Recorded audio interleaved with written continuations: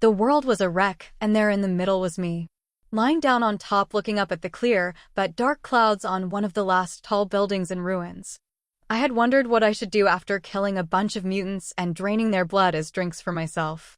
You know what? Let's kill some more. I pulled my rifle out of the side of my side bag aimed at the horde of mutants, which were strangely looking about north of where I am looking. Drinking mutant blood, my blue eyes brightened up enough for one to see in the dark. I looked down at my sight with no attachment, wondering when I would ever get a scope instead of drinking the bitter rotten blood. If only I could find animal blood. While aiming down the scope, I could see a delicious meal. It was white, and it had horns and legs that could climb, and I heard a rumble. A big rumble at that. I could sense danger inside of me. And there, with the loud noise from the goat, mutants started to come here one by one while I was on the roof safe from the sound. The sound stopped and all was silent. They're coming. Knowing what was coming, I went down to a floor, hiding in the darkest corner of the building. Mutants everywhere that were out and inside of the city were coming towards the goat. There were mutants like birds that had sharp teeth that would shred you to bits. It even had claws like a falcon that could easily carry you hundreds in the air and drop you. It was triple the size of a normal person. Mutant insects would come to eat almost everything when they appear as a group. Okay, I need to shut up before I die. 1. Surviving alone took a toll on me as I started talking to myself. Talking in my head, the mutant insects were eating the mutant bird. The bird couldn't escape into the sky because the insects were pulling it down together. I had a good view of where they were gathering. 1. Organs from the mutant bird were spit out through their mouth onto the ground, immediately getting eaten up by the insects, while the bird was slowly getting eaten within its mouth, gagging on the insects coming in. Insects were bursting out from it, eating it inside out. A few hours later, the insects are finally gone. I was still hoping that the goat was still alive somehow. The drink from the mutant's blood was still effective. I could still see far, looking through my scope with my eyes still enhanced. I tried to find where the goat was, but it was just all bones now. Of course, it would be. Going down the broken stairs one step at a time and sometimes jumping over the big gap in the stairs, I eventually made it down the building and got out of there. Where the hell should I go now? Thinking of my next destination, I could see something far away. Luckily enough, my ability didn't wear out yet. It was a black figure that was slowly starting to run towards her. 19. It looked like a human figure, but the closer it got, the clearer I could see what it was. It looked like it was pitch black, giving off loud static sounds, twisting its head everywhere with the mouth wide open like it's getting ready to eat something while running like it's life or death. Realizing that the infecta was coming for me, I ran the other way, but stopped knowing that I wouldn't be able to outrun it. I took out my rifle while attaching the bayonet. I aimed at it while it was running, picking up dust from behind. I keep my breath calm, breathing in and out. In the bolt of the rifle is a glowing blue color appearing inside of the barrel, turning into a paralyzing bullet. I focused on waiting for it to come closer. Focused, it moves faster than before. 550 feet away, 340 feet away, 100 feet away, 25 feet away. Just as it stares down into my rifle, I shot it, making it paralyzed. Cree! The sound it made was horrifying, as the human sounds made, as if someone was stuck in the statics of a TV. Knowing it's 3 feet close, I quickly stab it in the mouth. The infecta turned into black dust blown away in the wind. But it will keep coming back to haunt the last few living humans in the world. Sigh. I'll just stay in the building for a while. I go back into the building that I was before, knowing that I would be safe for now, and relax. I took the bottle of blood, drinking some of the bitter blood that I had left. I called those things infecta since I can't just keep calling it a thing. The word infecta came from the Latin word infected. It's an ancient language that history has probably forgotten about now. There was no other name I could come up with other than that. An infecta is a life form that was not touched by the green gas. It first came out of the entrance from the ground, looking black and sluggish. Infecta started to involve having fewer and fewer weaknesses each time it was killed. The first stage evolved form of infecta is weak towards fire from its oil-like body. In the second stage of its evolved form, infecta is weak towards the water from its fire-like form, and it could start to walk fast. The third stage of evolving form of Infecta is weak towards physical forms. At this time, Infecta started to turn immune to chemicals, could move, run fast, and have a human-like form. The fourth stage of its evolution from Infecta started to have fewer places to kill, only having the head the only place to kill. Infecta head is wobbling also. The fifth stage was what I just killed. Its weakness was its mouth. That's the only place where it could be killed. It comes out of nowhere in the ground some 1,000 feet away from you, and it starts to get faster, and each time moving its head faster, which would be impossible to hit. Luckily for my power, I could shoot Infecta anywhere and paralyze it for about 5 seconds. The Infecta will come for me once a month every time. It's been about 2 months since it has last evolved, so it's most likely its last evolved form. Checking my surroundings, I fall asleep slowly, closing my eyes as my ability wears off. It was the next day. Yawning from waking up, I checked my side bag, finding out there was only a quarter of blood left in the bottle. Getting used to drinking blood, I could adjust how far my eyes could see now and handle the taste. I was hoping that today I could find a few blood bags, or at least some empty blood bags to keep the blood fresh. So I decided to leave the building and find some. Standing, putting my side bag on and my rifle on the back of me, I go down the broken stairs one by one. After leaving the building, I walked over a couple streets down. There was a store there, so I went into the store, checking the shelves. There were some cans which would have been useless if I didn't find a can opener on the shelf next to me. Pretty convenient. Sitting down on the ground, I opened one of the cans and found out that there were beans inside. The label was worn out so much that I couldn't tell. It's better than nothing. There was nothing wrong with beans, I was just hoping there would be better food.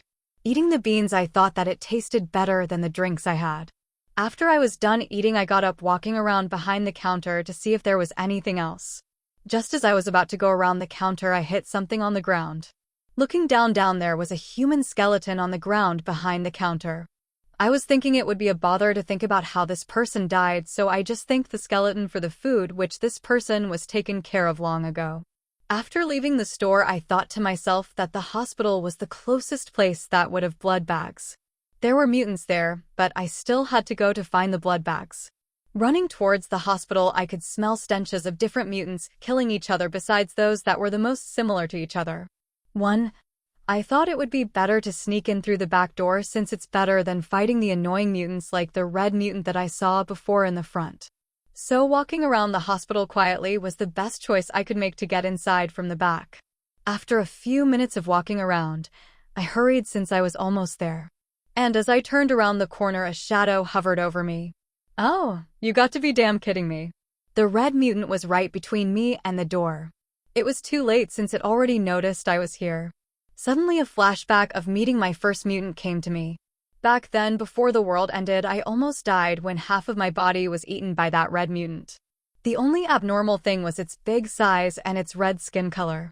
It was much more of an annoyance than frightening, since I had to crawl on the dirty ground full of blood of the remains of others that were eaten alive by the mutants. The blood gets everywhere on me, even in my mouth. Since that day I found out that I was germophobic. I haven't liked getting dirty since then. If I get dirty, then so be it, but if I could avoid that situation, I would. While I was dying at that time, I didn't get to even have a flashback of the life I've lived until now. I was getting hit by bones and blood as I was dying, which was more annoying since I was about to die. The bones were getting spewed out by the first form of Infecta at that time, as if it was saying you to me as it disappeared into thin air when it ate the person it was coming for. The red mutant ran at me when I came back from my little flashback. Oh! With my body's reaction, I tried to quickly move to the side. It was too late as I got hit on the side of my stomach, bones cracking as it hit me, flying to the other side of the street with its massive swing. I hit the wall, bouncing off it, spewing out blood midair. The red mutant didn't stop as it started to run. I quickly moved out of the way, barely avoiding it, and fell as I dodged it. The mutant went through the wall as the building crumbled, blocking itself in. I got up using only my right hand since my left arm was broken from the impact of the wall. Even with my side and basically everything hurting, running towards the back door was my only chance of escaping. Roaring loudly, it tried to get out as it was smashing and swinging its way out as some big chunks of rocks from the building landed right next to me as I ran. From my eye view, as I got closer to the door, I didn't realize that the rocks were landing next to me. My vision became blurry as blood dripped down my eye. Getting closer to the door, I braced myself to smash the door. I hit the door, slamming it open wide, falling and sliding on the floor until I hit the wall on the other side of the door. The door slams itself back shut. Coincidentally, my side bag came off as I fell, with it hitting me right in the stomach, which made the pain worse. My vision was blurry, but I knew where my bag was. With the last of my strength, I dug through the bag and found the bottle of blood. My fingers shook uncontrollably while trying to open the cap as I was bleeding from the inside. Lifting it towards my mouth, slightly tilting it into my mouth, the last bit of blood drips down the edge of the bottle, dropping onto my tongue. I went conscious, unable to do anything anymore, closing my eyes. Waking up from the floor, my eyes were shut tight from the cold. So cold. Laying on the ground, I tried opening my eyes, barely seeing anything in this dark place. Pushing myself off of the ground, my arm was in pain. I was only halfway up with my left arm supporting me. My body had no injuries, no broken bones, or blood seeping down my head. The only thing that was left was the pain. Damn, it hurts so much. Looking around me, I was halfway around the hospital counter. In the midst of enduring the pain, there were groans of mutants in the hallway. As the sound came closer, so did the mutants. One of them was right next to me, but it was facing up since it looked like his neck was broken. It was about to bump into my shoulder, so I tried to move. As I went back behind, more mutants were coming, and they weren't like the first one. Slowly going down on my knees, I crawled behind the counter, hiding. I really shouldn't have come here.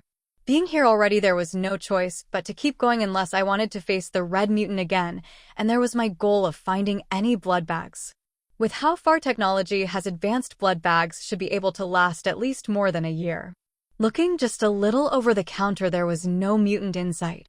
Moving my arm and opening and closing my hand, there was no pain whatsoever.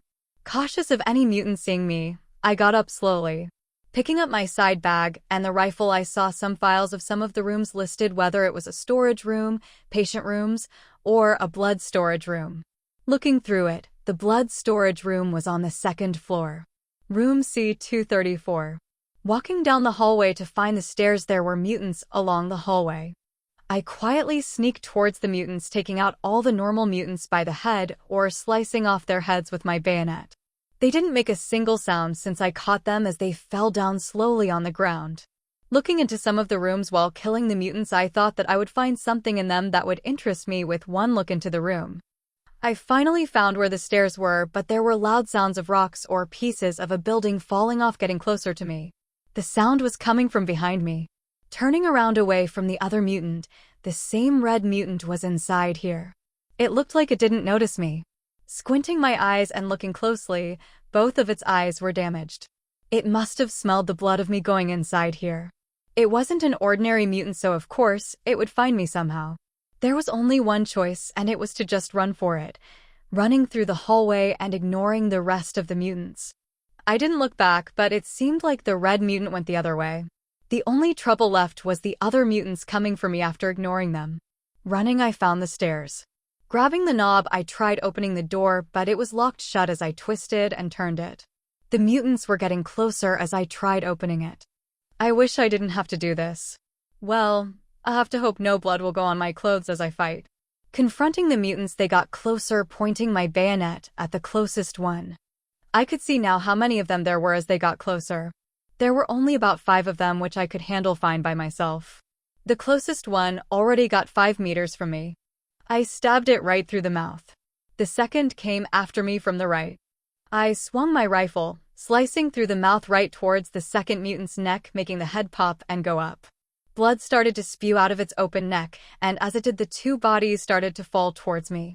Taking some steps back just as the third one was trying to reach for my face, my bayonet was right under its head. Coming towards me, I stabbed it right through its chin to whatever brain matter was left in its head. Backing up again, I was afraid of getting dirty. While taking out my bayonet carefully, the last 2 came at me at the same time. Stabbing the left mutant through its neck and hitting the right one on the chin with the butt of the rifle, the mutant falls to the ground. The mutant I stabbed through the neck was still alive. Using my full strength to slice through the cervical, neck bone, was the only way to kill it since I didn't have the wide range and speed to cut through easily. The 4th mutant was now dead with the front of its neck still attached as it fell onto the ground. Changing the position of my hand on the rifle, I stepped over its stomach. I held the rifle above it, piercing right through its head. With the rest of my strength, I took it out of the mutant's head. Not just the head, but the ground. Breathing heavily from the fight, I had noticed that I never once sweated in any kind of situation. Checking my body, there was no dirt on me. That's good. I was breathing heavily, so I put my back onto the wall, relaxing my breath while still holding onto my rifle. Lifting it up close to me, there was still blood on the bayonet. Holding the rifle in my hand, I wiped off the blood on one of the mutant corpses. Looking at the door, I could see that it had a padlock.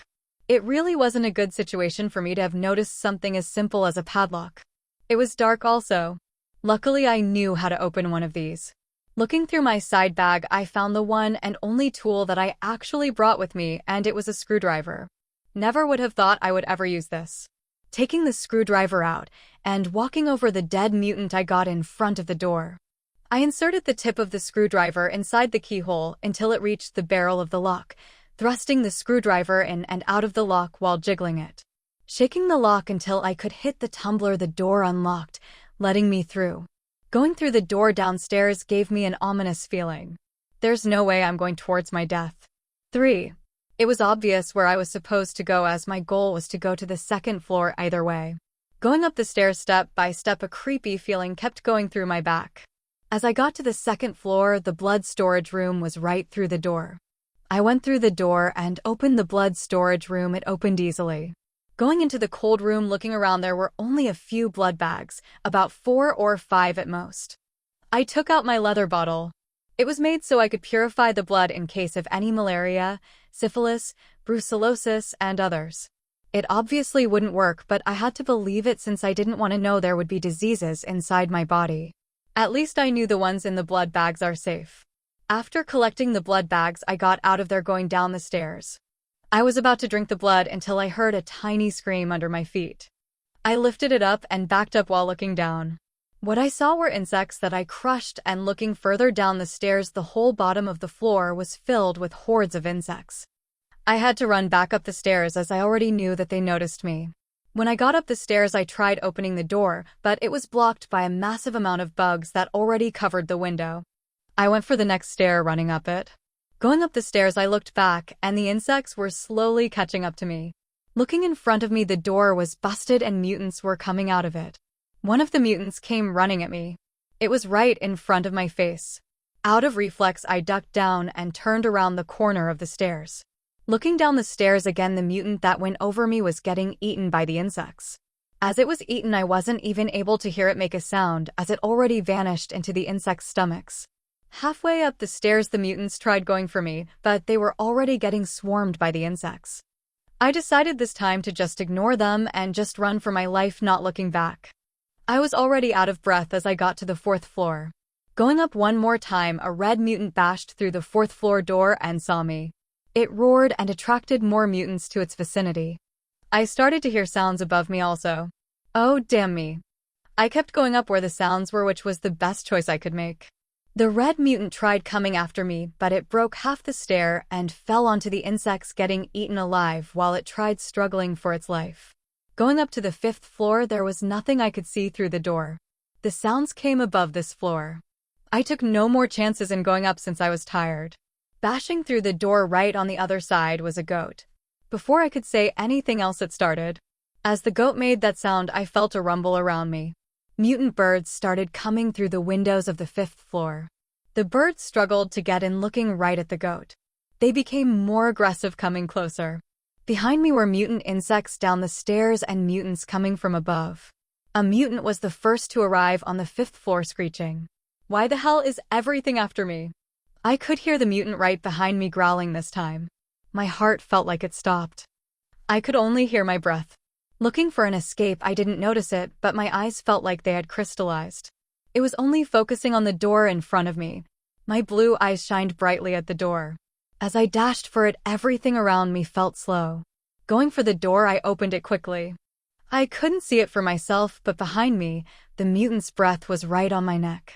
A bird came out of nowhere and caught the mutant instead, obliterating him as it was only aiming for the goat.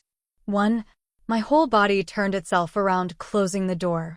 I blocked the door with my body, pushing it back, locking it in. Behind the door, I could hear everything: insects, mutants, and birds. They were aiming for one place and gathered there.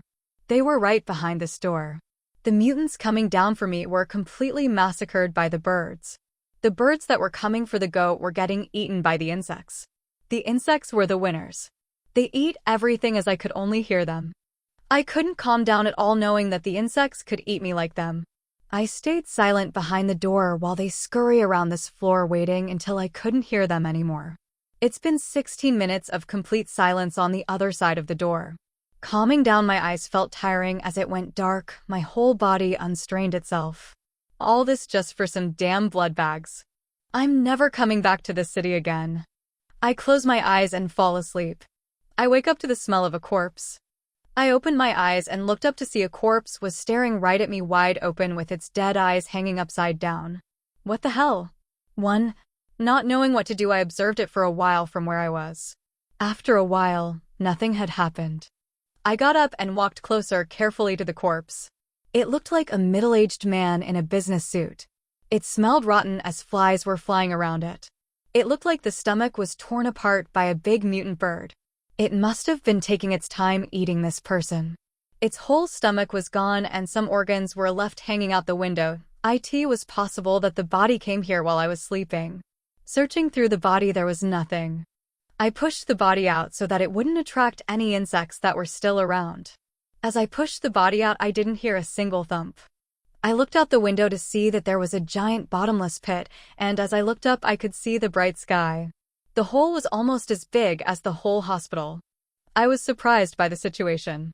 What's that sound? Looking down, and I focused on my hearing. It was faint, but I could hear the sounds of insects scurrying. It got a little louder as the sound made a little vibration. I started to get the creeps as I felt the same ominous feeling from the stairs. The longer I stayed there listening, the more dangerous it was becoming. I put my head back in and decided to leave the city as fast as possible. I walked towards the door and opened it carefully. I got out of there and quickly went down the stairs as fast as possible. A few minutes later, I make it down the stairs.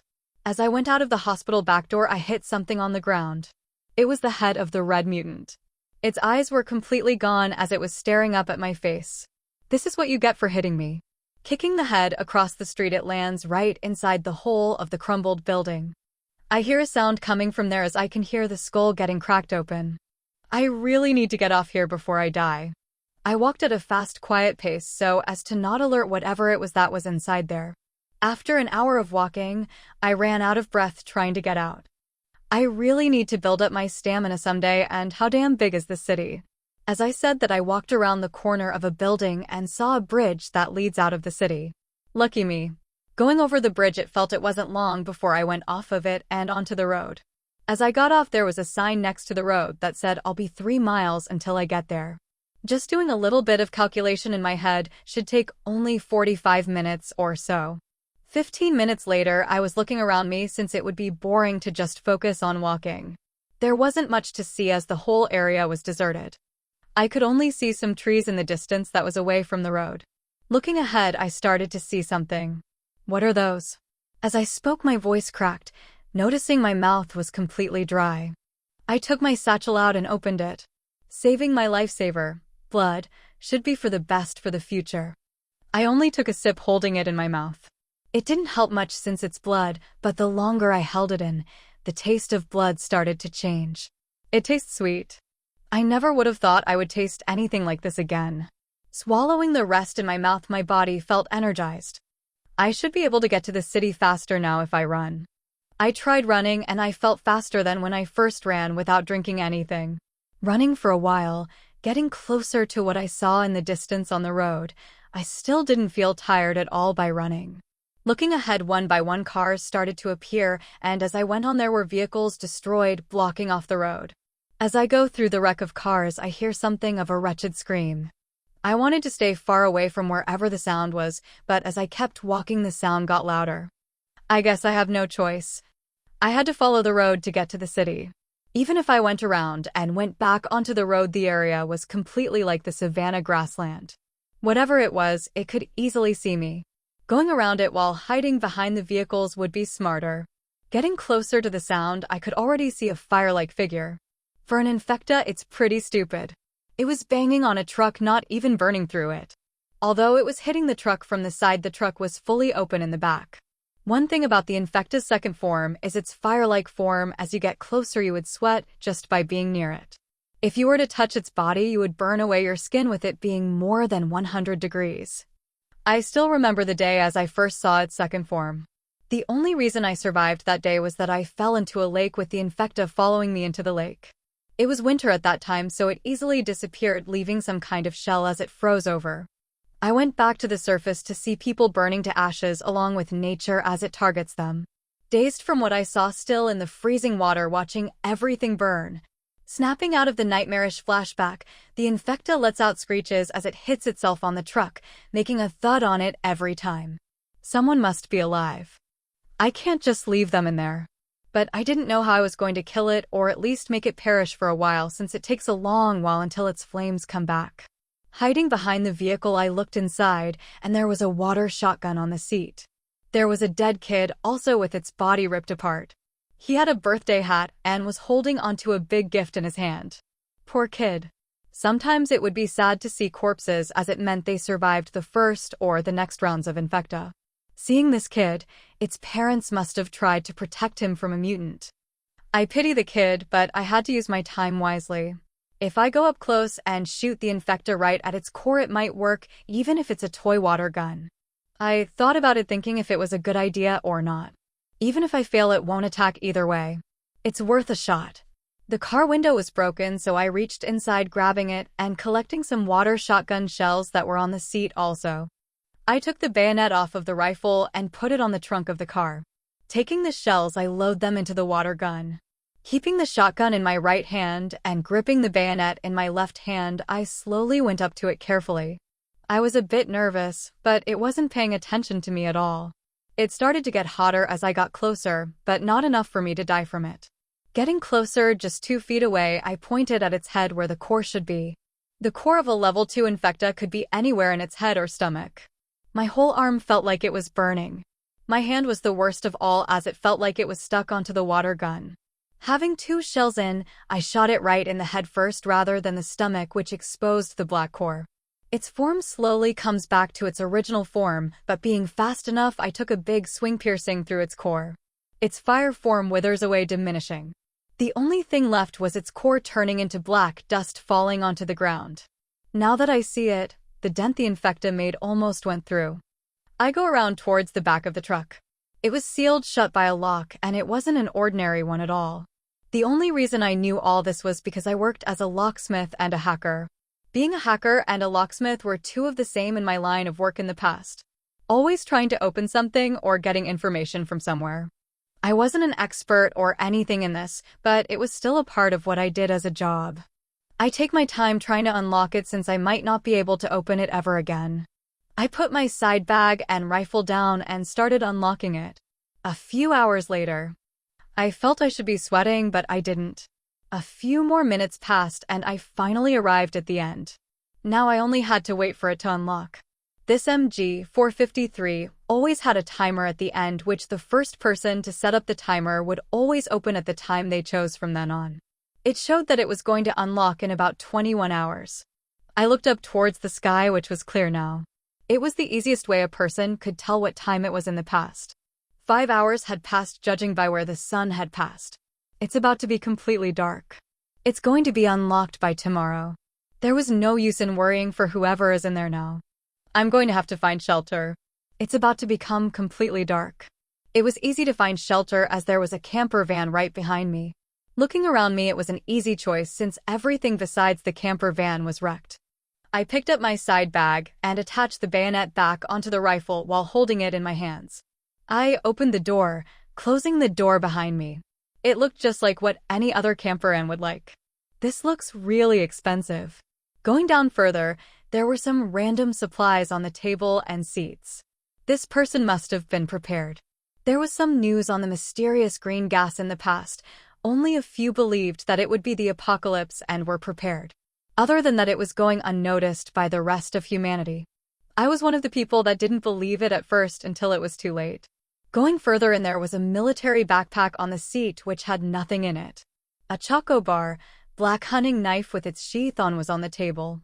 I looked inside the cupboard above the table and found body wipers. Maybe I can start this up.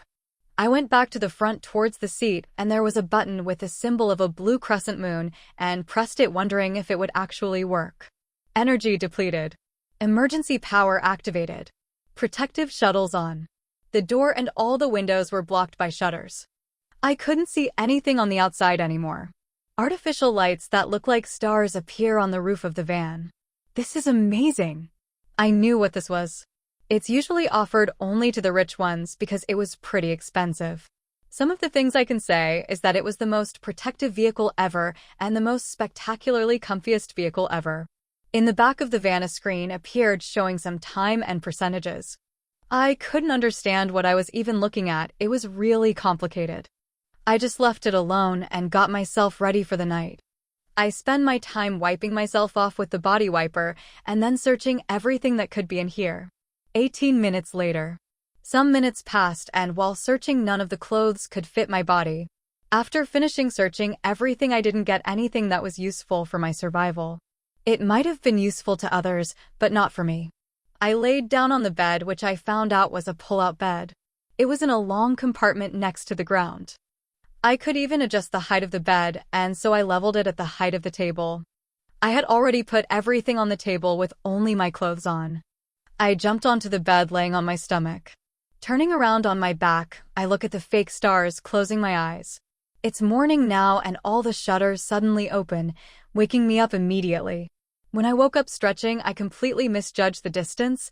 I was from the edge of the bed rolling off of it. As I fell, my bag came along for the ride when I stretched out to the counter. It wrapped itself around my arm falling on top of me. That hurts. Trying to get up carefully this time, I put my hand on top of the table to lift myself up. My hand felt wet as I touched the table. Looking over to where my hand was, it was covered in blood. I looked back onto the ground where my side bag was and one of the blood bags that came out was stabbed through by the screwdriver, spilling blood all over the ground. It wasn't too worrying since I have more than one. Well, at least the rest didn't get stabbed. I took my bag and put it on the table so that the spilled blood didn't touch my bag. I shouldn't let it go to waste. Taking the blood bag that was stabbed through by the screwdriver, I held it in my hand as if it was some sort of a delicacy. Squeezing out all of the blood that was left inside, some of the blood went onto my finger, so I just licked it off. My body was overflowing with energy. Just in case, I checked the rest of the blood bags inside, and there were only 9 bags of blood left. I put on my side bag and cleaned the screwdriver with a wipe and attached the sheath knife around my thigh, tightening it so it wouldn't easily fall off, then putting on the military backpack and holding my rifle in my right hand. I checked if anything was missing and then got out of the camper van. Looking at the corpse, the webs were all gone. Its mouth was wide open, showing a pitiless dark hole. As the sun came over a car beaming the sunlight towards the corpse's mouth, it revealed little spiders that were starting to crawl out of its mouth and fly away. Being cautious is always the best option if I didn't want to become like him. Leaving the corpse alone, I went to the truck where I had set the timer for it to be opened. Stopping right at the back of it, there were only 4 minutes left for it to be opened. Waiting, I put my side bag on the front of the car while sitting on it. Wonder what else is inside? Food? Meds? Water? Or maybe there's actually some kind of monster human. Thinking of these things, I wait. For minutes later, my mind had zoned out, drooling as 4 minutes had passed. As the time ticks down to the last second, the lock opens with the thunk sounds of gears hitting each other and creaking as the gears turn and the door opens. What? I wiped off my drool. Oh, it finally opened. Putting my side bag back on and walking towards the camper van, the door opens slowly as the gears creak. Mist of cold air pours out of it. Some minutes later. I know I said it would open slowly, but I didn't mean it to be moving at the speed of a snail. As more time passes, it fully opens. The rising sun shines the inside of the truck, letting me see clearly what was inside. The mist of cold air had lessened. Inside of it was a container. It's a cold hibernator. It wasn't known to the public, but I knew since I had tested out the firewall, so other hackers would have a tough time accessing the files. Curiosity got me, and when the firewall was down and still being tested, I went into the files before they had noticed. I really didn't think my job would still be of use after the word ended. Stepping up and into the truck, I go up right next to it. Slowly putting my hand onto it was freezing cold. The surface of it was supposed to be built out of touch window glass. Wiping the glass cover inside of it, I could see a cold face with the eyes frozen over. Let's try opening this. It was pretty easy to open it. The lock pad that looked like a keyboard on the side of it had numbers and other weird symbols. I memorized 93% of the encrypted passwords that they would use. And the others, well, let's just say I kinda let a few other hackers get access to it digitally and physically into the International Bureau by accident. Yeah, by accident. It made some beeps when I pressed the symbols instead of just the clicking sounds of the numbers. In just a few minutes trying to type in the right password, it had finally opened. Stepping back from the glass cover of the hibernator, it separates itself going to the sides. The freezing air pours. The person inside was wearing a green t-shirt and tactical pants. Half of her upper body goes up facing the entrance as the ice melts instantly. I stood there waiting for her to speak. For S sake, give me some clothes. If you are going to pee, you put me in here. How in the hell was I supposed to know I was going to freeze in here? She shivers, still not noticing me. As a superhuman, this was just pure torture. Otherwise those who weren't would have died already. You okay there? She didn't seem spooked when she turned to me. Where am I? You're in a truck. I know that already. What I mean is, where is this truck he headed? No idea, I was just passing by. She was staring at me silently. For someone that's just passing by, you entered a high-security locked truck and opened the hibernator that had an encrypted password. Yeah, it was pretty easy to get in. She looks down at herself, seeing where she was. Getting out of the hibernator slowly, still shivering, grabbing the shoes inside of it. The shoes that she had weren't frozen from what I could see when she took them out. When she had gotten out, the icicles that were surrounding her upper body had turned into steam while the rest just made her clothes wet. The clothes sticking onto her belly exposed her muscles. Whoa. I wish I had muscles like those. Stares, shocked. Do you have anything to warm me up? It's pretty hot outside. The sun could help. Along with her, we walked up and stepped out of the truck. I had my hand right next to the trigger unnoticed, ready if she was dangerous, but it didn't seem like she was a bad person. She was just walking around looking at the surrounding area. Looks like it's too late. I couldn't do anything to stop the apocalypse from continuing. What do you mean by that? Sorry. I forgot to introduce myself. She turned towards me and put her hand out for a handshake. My name's Ava. Let's become good friends. Is this some kind of trick? She's not going to kill me, right? After a few seconds of contemplation, I shook her hand. It seemed like she was going to speak, but the ground under me started to tremble.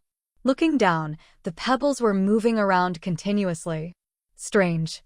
What? I let go of her hand and jumped onto the front of the car, climbing up onto the top. In the distance, I shielded my face from the glaring sun as a massive dust storm moved in from the west. What are you doing? There's a dust storm coming from where I came from.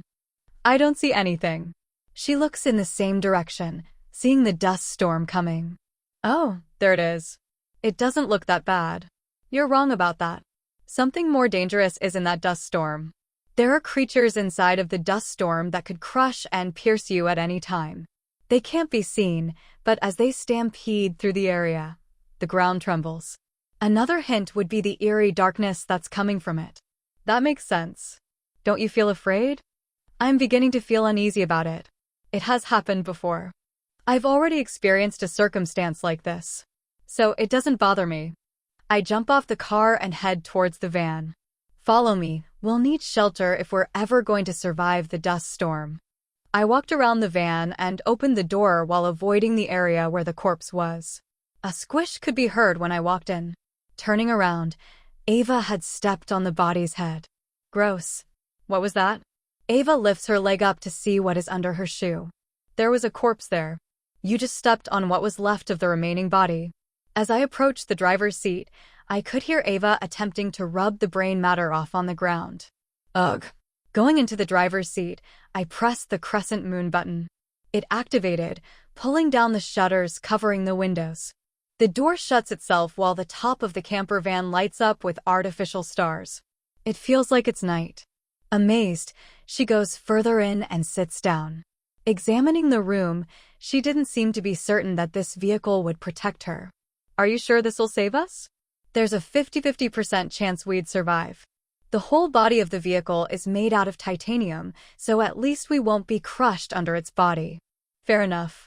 At this point, she didn't feel much of a danger to me, so I sat down on the bed, setting the rifle down. As we waited for the dust storm, she started up a conversation with me after some minutes had passed. It looks like we have enough time. You don't seem as defensive as before a few minutes ago. I've met a lot of people. Either they attack right away or are too cowardly to do anything. Are you saying that I'm a coward? That's not what I meant. You're just Dash. Hoping to calm her, I changed the subject before she could take the lead in the conversation. Why did you say you were late to stop the apocalypse? I'm sure you already know this, but there was going to be a nuclear war. Everything would be in chaos later when the apocalypse happens. Nuclear war? It never happened. Ava looks at me puzzled. As a former government employee, I had access to information that most people did not, and Ava was no exception because she was born with superhuman abilities. I didn't expect to find a superhuman in a truck. While I was explaining to her what had happened, she wasn't too shocked at what I was telling her. So it wasn't a nuclear apocalypse at all, but some gas apocalypse that mutated people? Yes, this apocalypse started because of... Before I finish my sentence, the whole camper van shakes aggressively. In just seconds, everything went into chaos as it flipped over and over as the black dust storm finally came. Unprepared for this, I was sent flying, hitting my head on the roof and blacking out. Coming out of my unconscious state, everything was dark as the pain from my head was still there. Everything became blurry after a few blinks. When my eyes cleared, I recognized Ava's body on me and the blood streaming from her mouth.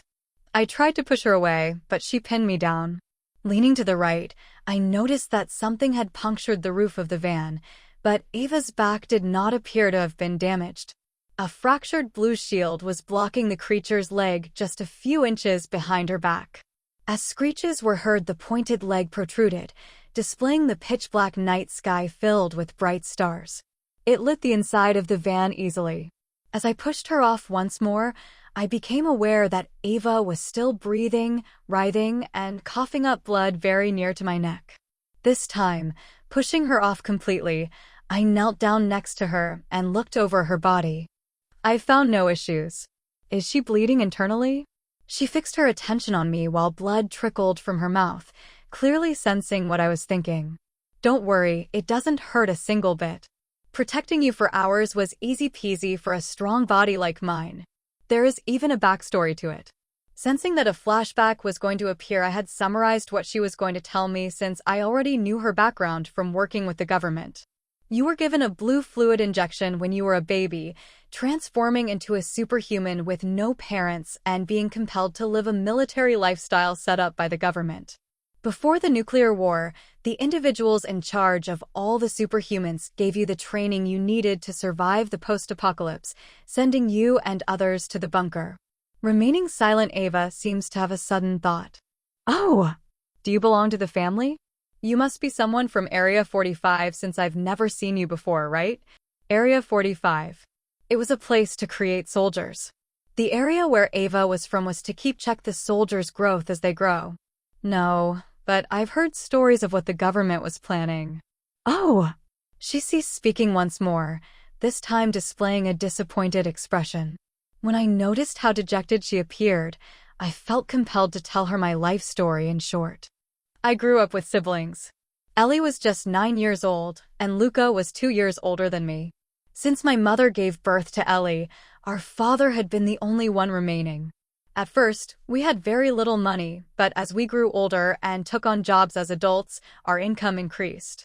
It cleared off our debts from taxes, medical expenses, food, and shelter. I bet your life after that was wonderful. No, that didn't last very long. When our father fell into a wood chipper, he was fatally injured. They insisted that it was his drinking, but because he has never even tasted alcohol in his life, I never believed them. It subsequently got worse. Luca was employed by the underworld, but he disappeared. While Ellie was taken somewhere else, all I could do was work for the government as a high-end hacker. Ava hugs me sympathetically. Because of the current circumstances, receiving a hug didn't feel quite as warm, but it still felt good. Nothing but the winds whirling inside and the utter silence. She backed off and wiped the blood off of her mouth. By the way, is it fine to stay here? Looking at the hole in the van, it was pure silence. We'll be all right. It's generally quiet after a black dust storm of that magnitude. With that one sentence, Ava fell asleep immediately. I feel bad. She kept me safe till nightfall. Wanting to find a cozier place to sleep, I pushed myself up and fell onto the turned bed behind me. Looks like I won't be sleeping much tonight. The sun has risen, and with that comes the sweet smell of grilled meat. It smelled beefy, or maybe the pork. Squinting, I took a look at my arm, which seemed to be what I was smelling. Under the bright light, it focused on a broken shard of glass, reflecting on my wrist. There was even smoke coming off of it. Reflexively from the burn, I pull my arm away, only to hit Ava, who's sleeping on the bed. Startled, she wakes up, surprised by the attack. Who? What? Immediately, she sits up from her bed. Having thought about what I should tell her, I made up an excuse for the slap. Finally, you woke up. I didn't think you would be a heavy sleeper. Listen, unlike me, you need to be careful of the sun. Before the gas fell, it may not have been much, but now that it has ended, the sun has become a major radiation source. So dash. Min, I'm superhuman. I'm sure you know that I won't be affected as much. Oh, right. Also, with how tan you suddenly became and the scorch mark on your wrist, I could tell what had happened. On a closer look, my arms and legs were all tan from the sun exposure. It's been barely 5 minutes and I'm already tanned. Standing up and taking the backpack off the table, I took the last sip of a blood bag inside my bag. Wow, you must be some kind of vampire.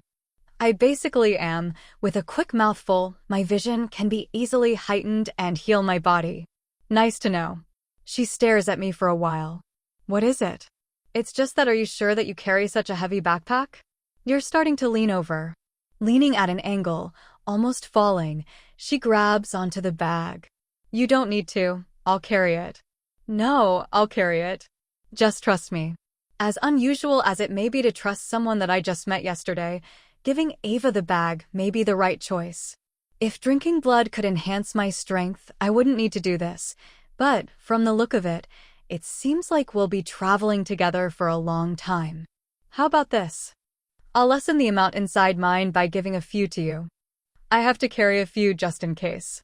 That works for me. Oh, right, there's still some medical supplies in the back of the container. What? Medicine is practically non-existent in the apocalypse. Come on, let's hope that the swarm hasn't destroyed what is in there. Carrying all the essentials, we walked up to the now sideways doors. With the room given to Ava, she bashes the door open and climbs her way up. If I had the strength that she had, the circumstances that I've been in through the first year wouldn't have been so bad. The nightmare of a life that I lived could disappear for those days. Give me your hand, Min. With my body half outside the door, Ava seems to have stopped midway, looking at the road. This might be a bit grotesque. By grotesque, you mean? Oh! On every side of the container, the mutant swarm had made a mess of it. Sometimes in a swarm like these, there would be miniature mutants that would be stepped on by others, or some might crash because of the dusty view. On each side, the mutants were mushed onto the container with their bones sticking out. The flesh and blood themselves were dripping off of the corpse. That? You will get used to it soon enough. The dead smell is what will get you. Make sure to cover your mouth if you can't handle it. Before I had to say anything, she covered her mouth and nose. Dropping off the truck, we head to the container. The inside of it proved just as bad. The multiple mutants, having nowhere to escape what they may consider a small cage, were all stuffed at the end of the container. There wasn't much choice but to scrummage through the bodies in the hope that the medical supplies hadn't been destroyed. Ava helps me with the search even when I can tell that she is about to vomit from the smell. 2 hours later, after digging through all the mutants, we were able to find some that were still intact.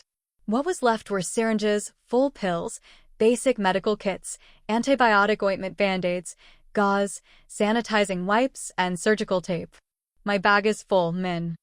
I think that we took all that was left. Then it's time to go. 2. The city. The road leads directly into 1. The city? The mutants might have decided to stay there, or some might have gotten left behind. How are we going to deal with them when we get there? The city should be crumbling, and if there are mutants, we can hide and fight a little. Do what most would do. Plus, we have a super soldier with us and a slightly weak vampire. Not much of a confident booster. Let's go. Min and Ava are walking, making it another mile, having only a mile left until they make it to the next city. While Min and Ava were walking, Ava felt something on her leg, and it was a mutant that was still alive under a car. Holy, Ava says, being scared. What? What happened, Ava? Min looks down towards Ava's leg to see a mutant grabbing onto her leg. Oh! Min hurries to take off her bolt-action rifle, but the rifle gets stuck onto the backpack. Why did you have to get stuck now? While Min was struggling to take off the action bolt rifle, something on Ava's side was happening. On Ava's side. Eek. While Ava's screaming, she crushes the mutant's head when the mutant tries to pull Ava's leg. Min, still struggling to pull off the action bolt rifle from her backpack, finally pulls it off. Holy finally. Min aims down her sight. Ava, I got you. Aiming down her sight to the mutant, she sees that the head wasn't on the mutant anymore. Instead, the rib is crushed on the bottom of Ava's shoes, who is still stomping on it, not knowing that the mutant is dead already. Ava, stop. It's already dead. Question mark. Ava looks down at her legs splashed with blood and ribs stuck on her shoes. Oh, let's go then, Min. Ava shakes off the ribs from her military-like shoes. Min and Ava continued walking towards the city, with silence in the air. I'm surprised that your shoe is still attached. The bones on the mutants are supposed to be strong. Well, I think it's because of how the mutant was. It looked like it was rotten. I guess so. Anyway, we're pretty close to the city. I can barely see the city from here. Let's go. Min and Ava continued to the city. Some minutes later. I wonder if I can drink blood also? What did you say? Min says. Nothing. I'm just wondering where the swarm of mutants went. They should be heading in the same direction as us. Oh, about that.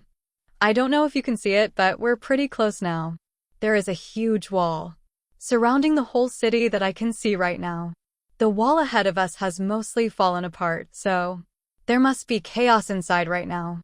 Do you mean the people that had built those walls are inside the city dying, getting eaten by those mutants? Yeah, pretty much. Is it fine if we went there? I mean, is it safe for us? Nope, not at all. We have no choice but to go anyway. There isn't any other city close enough to us than the one we came from. So we're still going then? Yeah. Min and Ava, getting closer, started hearing screams of people and mutants growling, screeching, and some nasty yelling that would make you feel disgusted by it. Welp, I guess we're here now, Ava says. Min and Ava stops about 50 meters from the destroyed wall. So, what are we supposed to do, Min? Everything was silent in the city. I guess we can go inside now. The mutants should all still be alive. If we're lucky enough, some people should still be alive. Min and Ava start walking to the wall. Min could see that the wall was destroyed. It blocked the path into the city. Min, being annoyed. Can't we just jump over the wall? Ava asks. I guess so. Wait, what do you mean? We can just jump over the wall. We'll barely watch. Ava bends her knees and jumps, making a crack on the ground, barely holding onto the top of the wall, which is 20 feet high. Ava lifts herself, going over the wall. Min looks up at the wall and backs up a bit since the wall is too tall. Min barely sees Ava's head over the wall. Hey, what do you see, Ava? Min, looking at Ava, sees that Ava has gone completely from where she was. Ava, are you there? Welp, she's gone for now. Min looks around to find a way into the city and finds that there was a set of wooden staircase that seemed like it was just made recently, but is now a bit broken from the mutant swarm. Oh, we could have just used that the whole time. Min goes and walks up the wooden stairs. Halfway up the stairs, Min steps on a board that was about to fall off. Exclamation point.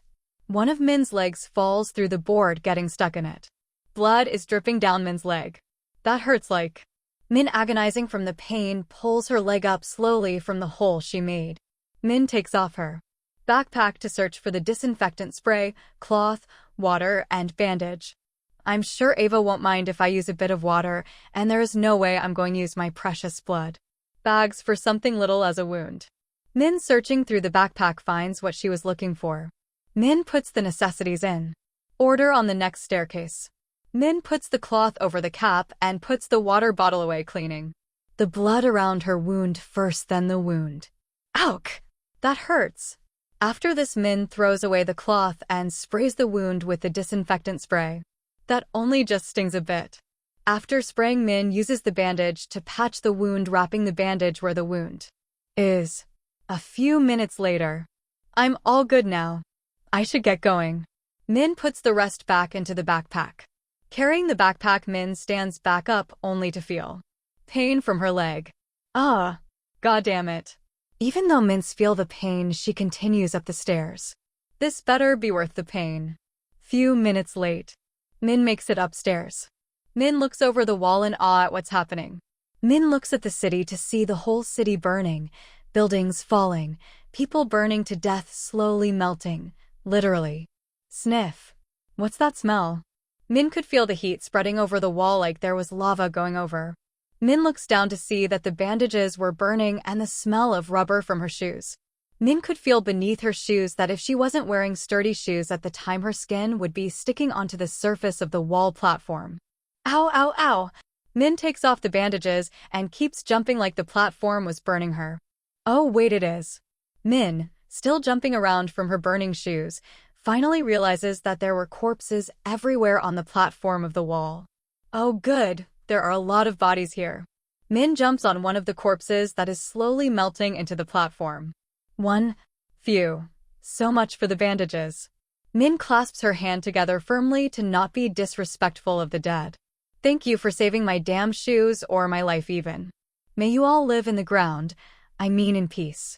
Min stops clasping her hand together and takes the blood drink that fell on the sizzling body she's standing on.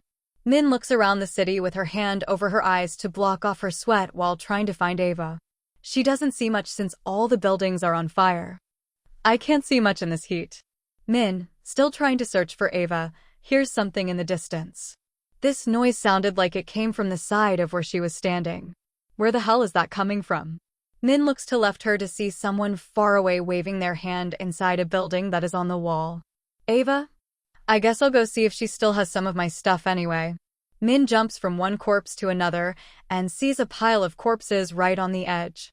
Min drops down to the pile of the corpse. Min falls to feel the corpses were all squishy, but not enough for Min to fall through. It's all, well, gooey.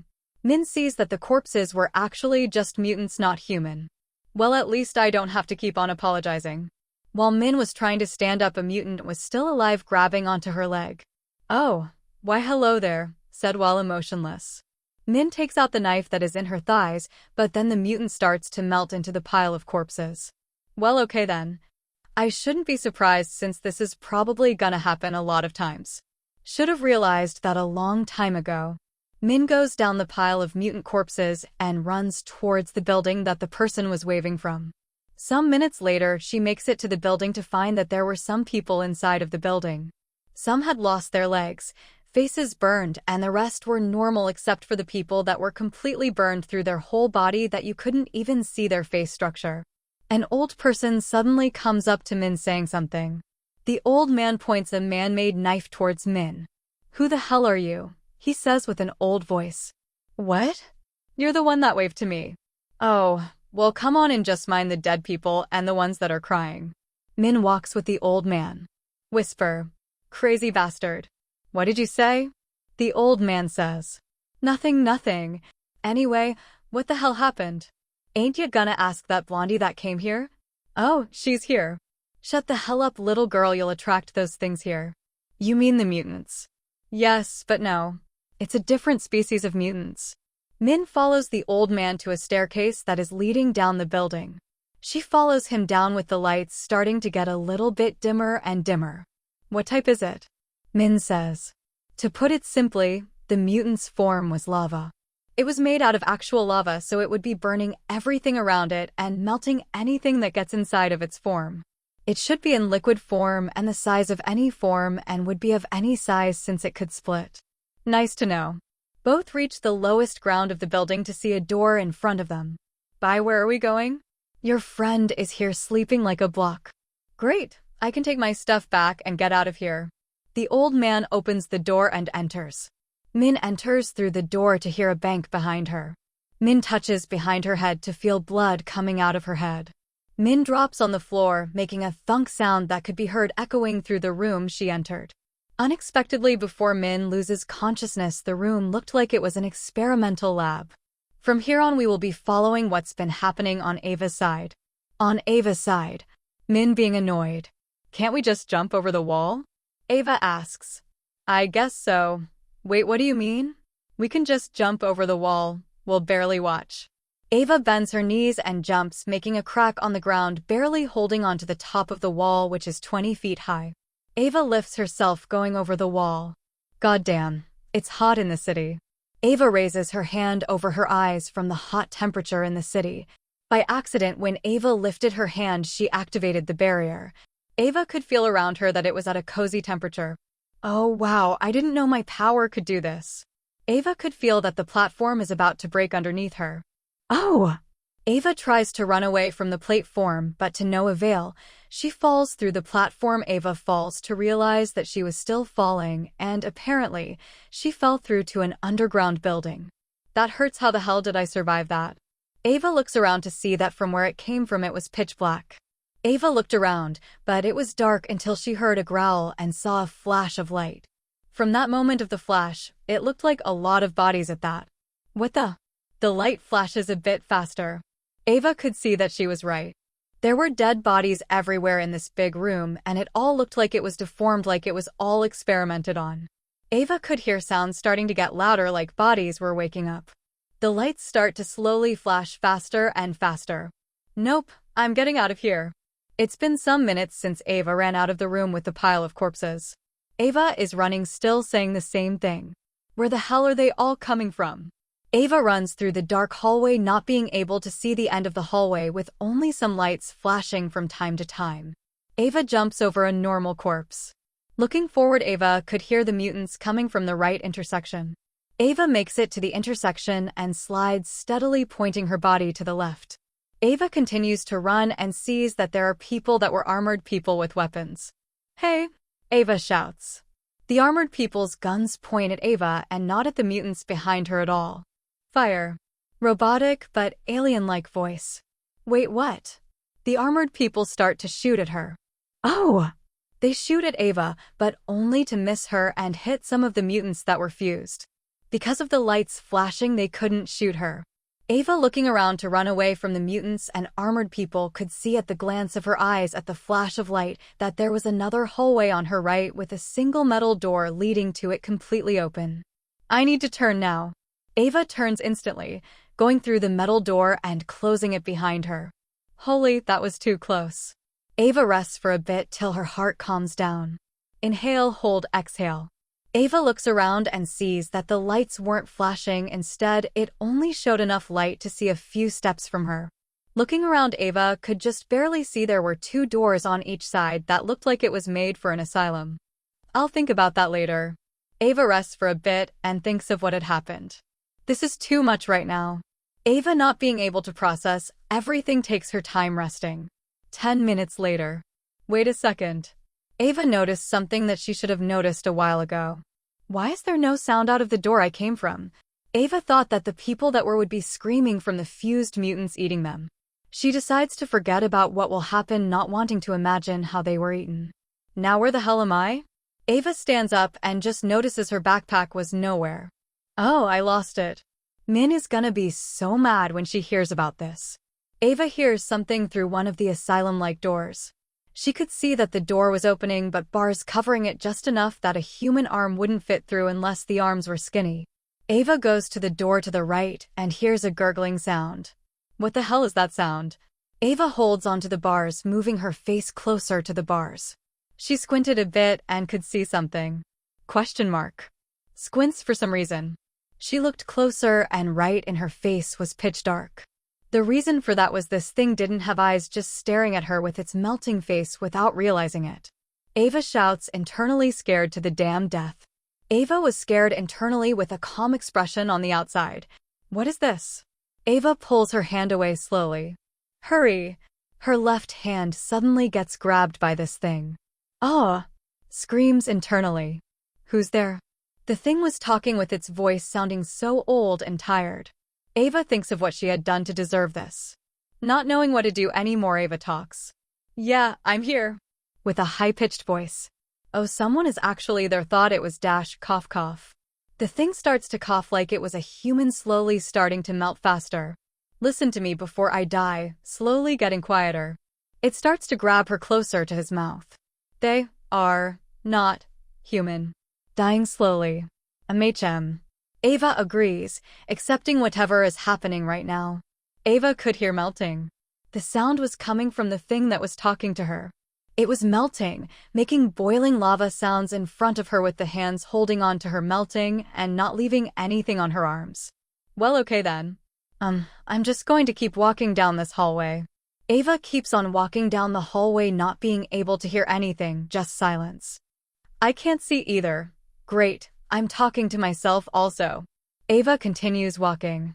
She is just starting to feel her whole left arm numb, not being able to feel anything. Damn it, it must be because of that melting thing. I hope Min is doing well on her side. Ava continues on walking, grabbing her injured left arm and limping for some reason. With silence and blindness of the dark, Ava walks still with questions in her mind that she hasn't thought of yet. She walks and walks deeper into the hallway, not knowing where she will end up. On Min's side. Bubbles could be heard while Min is still unconscious. Feeling drowsy. Memories of her life before this could be seen. Min, we need to hack into this place now. An unknown person talking. Another memory. Min, let's go. We got caught, we can't stay here. Yelling. And another.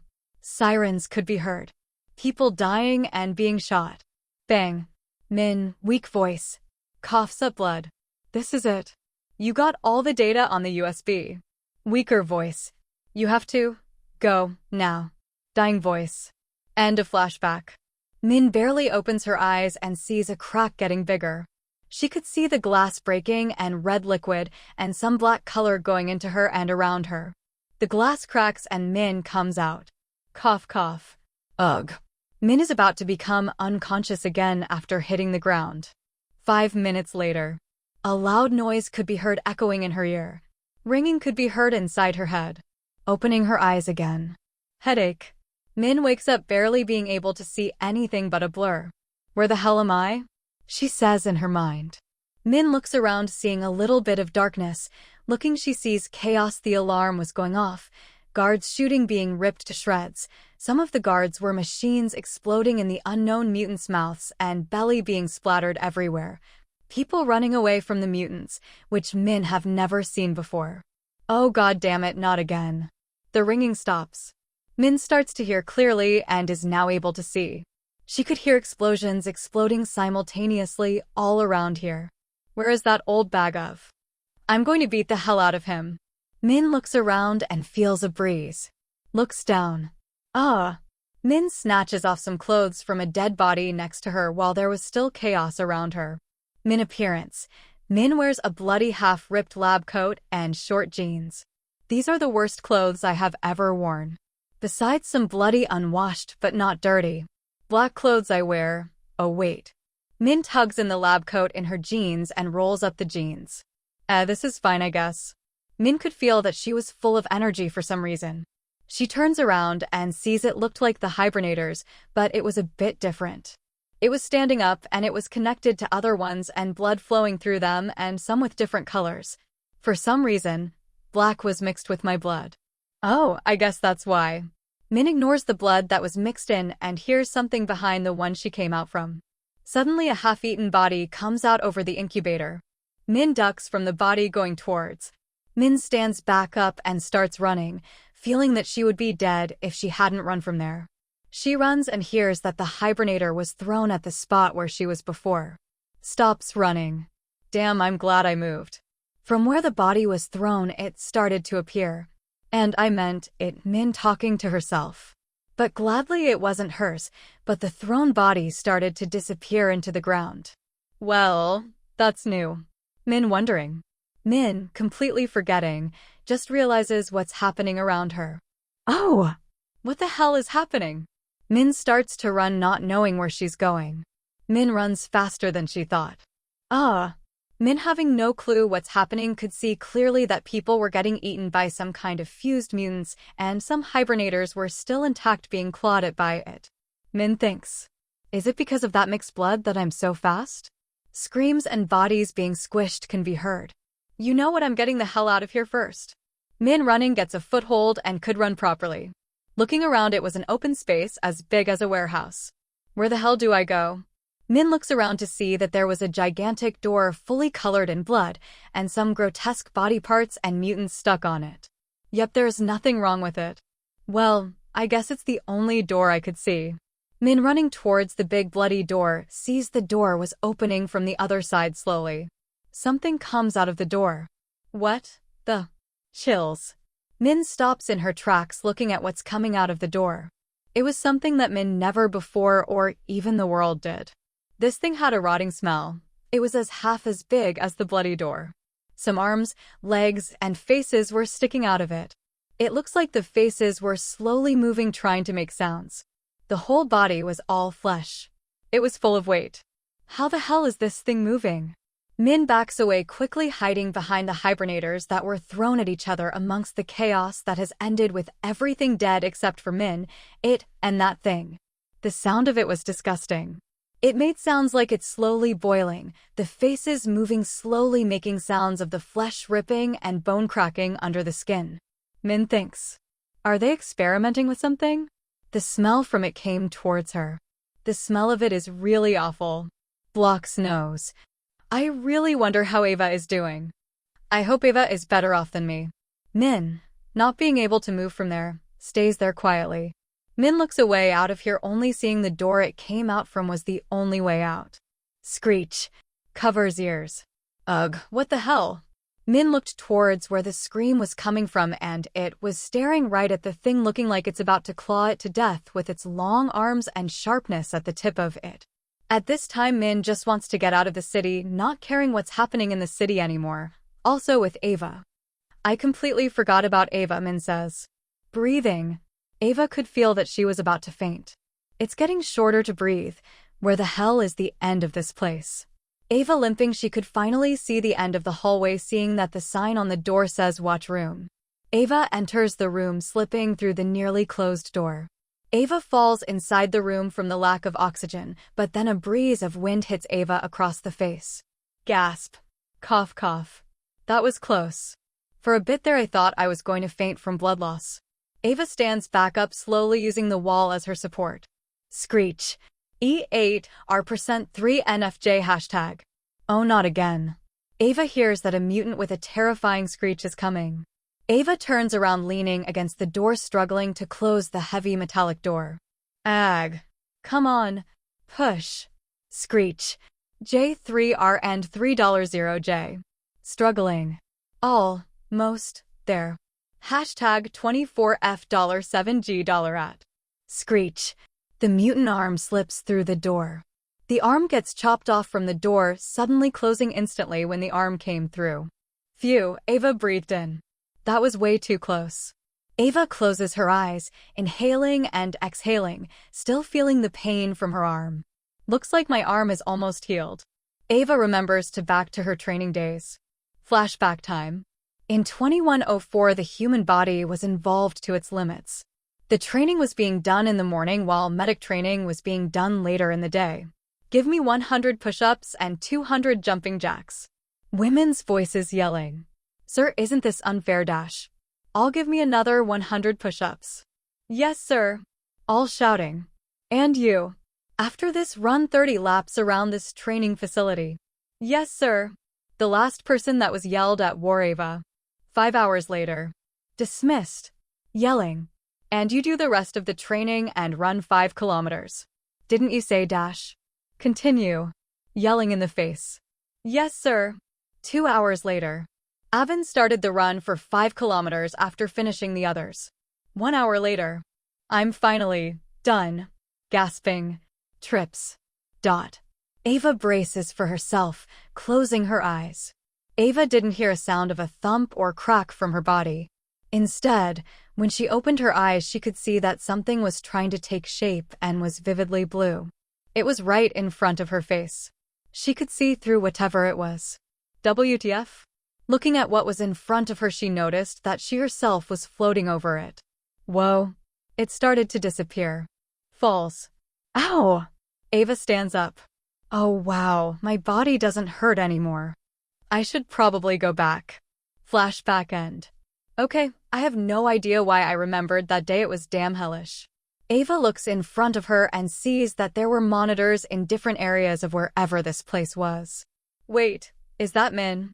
The room she was in had monitors everywhere. Ava, looking at the monitors, could see there were hallways and other areas that were being monitored. Looking at the monitor, she could see when she was running from that grotesque mutant that it was just there, not moving at all, just breathing, from what I can see from it getting bigger and smaller each time it breathed. Ava looked at the other cameras and could see most of what Ava was monitoring was just hallways, all clean for some reason. Some people were walking past the monitor fast from where she could see, but whatever was moving was a bit faster to see. Except one was fully clear in the middle of all of the monitors people were carrying and moving what looked like the hibernator I was in. Also, some take notes ordering people to move. Well, I feel like Min should be the one saying this. Looking at it, she thought she could see mine in one of them. Is that Min? Looking at the monitor, she could see that it was actually Min. What the hell is she doing there? Ava, looking at the monitor, tries to find a way to move the camera. Ava finds the controls, which were right in front, each looking like a miniature joystick. Are they using some kind of relic controller? Ava touched it and could see the monitor was moving. She could finally see what was happening to Min. 10 minutes later. Watching the monitor for about 10 minutes, she could see that the hibernator was facing up. Looking around, Ava sees a big red button. I can't resist. 2. Ava presses the big red button. Sirens and alarms start to go haywire everywhere in all of the monitors. And again, as it always happens somewhere in this world, mutants and people suddenly come out of nowhere in view of the monitor. Some were shooting at the mutants, some running away in fear, and most of them being eaten alive. Well, sorry people. Showing a bit of sympathy. Ava looks back to where she could see Min. The whole area was in more chaos than the other places. Ava sees that Min has broken out from the hibernator. When she was falling on the ground, almost with some dead bodies covering her. Ava, not being able to do anything, just watches for a long while. 10 minutes. How long have I been watching this? Static. Wait a second. Static getting clearer. That's the sound of a radio. Ava looks where the sound was coming from and sees the radio about to fall off the table. Falls. Gotcha. Ava catches it. Radio static. Hello? Kid's voice. Hello. Soft voice. Mommy, some talking. All Ava could hear was coughing. After a while, the girl was crying from what Ava could hear. What is happening? Talking to herself. Mommy says that's a bad word. Kid's voice. Oh, sorry. Mommy said before that she will be sleeping for a very long time, that I should be strong as I always have and listen to the person on the radio. Thinking. What am I supposed to do in this situation? Some minutes have passed and a bunch of it started since they have fought. They're still fighting on, and surprisingly, it didn't lose with its small size. Looking at it, Min thinks. Shouldn't it be going after its human target? This might get annoying narrating all of the it's it. You know what, I'll name all of the it's later, I'll just describe all of them as one. Min looks at the mutant with bodies sticking out making its shape. Gagging. It looks disgusting. Wait, so that must mean that the target must be inside it. So from looking at that mutant with the bodies sticking out everywhere from it, the body was eaten, so it should still be in there. The person should be mixed inside with the mutant. So that means the mutant is now the target, mostly because it had fused with it. Min watches it clawing the mutant. It claws at the mutant who isn't fighting back for some reason. It claws the mutant, which should be called HJ21 from what can be seen from a metal piece sticking out of HJ2. It rips and keeps ripping, going deep into the blob-like gross mutant-making body parts, and blood start to gush out from it. The mutant even has proper organs that are sliced into pieces or spurts out with it, missing the organs or parts. It was winning, starting to enter its insanely big body with body parts and blood starting to slowly seep into the pool of blood. It starts to go inside of it. I'm going to throw up. That is the most disgusting thing I've seen. Puke. Why the hell would I want to watch this? Questioning her insanity, Min thinks, if I wait, it will kill the mutant thing and then it will disappear. It is ripping the mutant inside out. I'll just wait here without looking. Patience, as some say. Looking away, Min waits until it finishes off the mutant. After a while, Min could not hear anything other than hearing it screaming. Min looks to see it going into the ground with ashes following it. Watching the ashes go into the ground, Min says, I guess it doesn't evolve in just one line, but many lines separating from each other. Min stands up and goes around the corpse that is not bloating or getting and smaller anymore. Finally, I can leave this damn place. Walking around the blood pool that came from the mutant. After going through the big door, Min could see that light was shining brightly from the ceiling, endless doors leading to different areas. It was eerily silent. Looking at the hallways, Min could the hallways were getting smaller to a natural height of what a hallway would usually look like. This is completely different from what I'd imagine it would like since that mutant thing came through and everything else that happened. Min, looking around, could see a door that says Armory. It would be such a coincidence that my weapons and some others are in there, says with sarcasm. Min opens the door only for the door to open for her, sliding into the wall. Min enters and sees that there was a bunch of lockers and Min's bolt-action rifle and her bag on the side of the locker. The door closes behind, having some lights shine the room. Okay, I was just kidding when I said that. They could have just separated them and done whatever the hell they would do other than this. Min takes the bag and her weapon, the bolt rifle, onto the side of her backpack. While wearing the backpack, I wonder how Ariel is doing? On Ariel's side, storm and explosions. Sounds of moans could be heard from mutants that were shaped weirdly. I'll save you whatever it takes. Just grab one and don't look down where they are. Ava yells. I can't. I'm too weak. As she cries. Just damn grab on, you wimp. You're already damn 13 years old. This is no time to act like an actual teen. Also, stop crying like you were on the damn radio like a little kid. It's getting damn annoying. Back to Min. Yeah, I'm sure Ava is doing fine, Min thought. Min looks around and sees that there are lockers that were closed off. I think I can break into this even if I don't have the tools to do this. Min looks around and sees cables were connected to the lockers from the back, but it was too tight to reach between the lockers, even with Min's small and slender body. Well, at least I found the wiring. Min thinks of cutting the wire with her bayonet, which is practically invincible. I should be able to cut it if I attach it to my bolt rifle. Min attaches the bayonet to the bolt rifle since it was off when she first found it. Min points it at and goes through and cuts off the cables, which were really easy to cut off. PSHH. The locker starts to open dramatically with light and foggy gas coming out of it. When the foggy gas wore off, Min could see that there was a lot of ammunition with a magnificent pistol that looked like it was modified. Min takes the pistol out of the locker and holds it in her hand. Min could feel it was strangely alive somehow. Multiple thin little needles start to go into her hand, sucking her blood out slowly. Ow! What the? Surprised. The pistol shines brightly in Min's hand. Electricity starts to spaz out from it, turning from blue, which was like her bolt rifle, to dark red, making the pistol look deadly while it was still producing a little bit of electricity in the barrel. On the side of the pistol, it had a name. The name was Levin, as in Thunderbolt. I could feel it was alive. It was part of me now.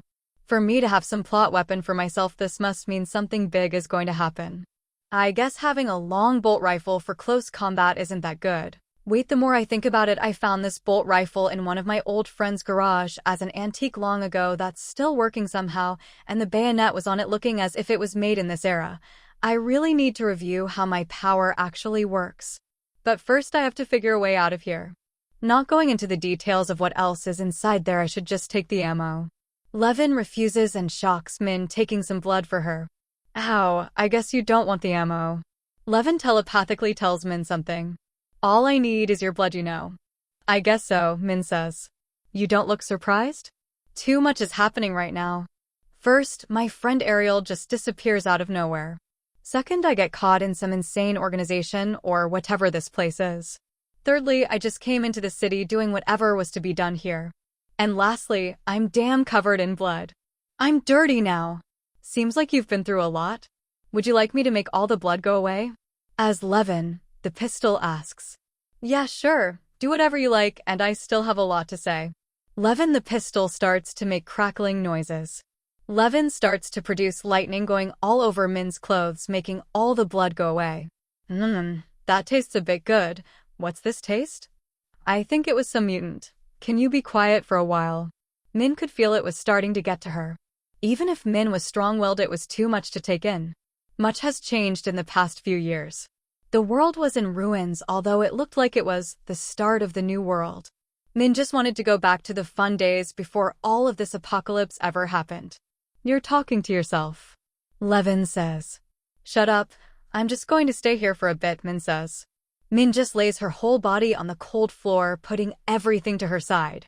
Min starts to think of something, feeling like time has moved faster than it should be. Min says something, feeling as she hasn't said it for a long time, while closing her eyes. She could feel that time is going to start to move fast for her if she closes her eyes. This is Min. Today's date is July 28th, 2302. I'm taking a nap now. The room became very quiet, hearing only static from the radio. Radio static. Hello? Static. Hello? Silence. They're probably gone now. At this point, Ava was still confused.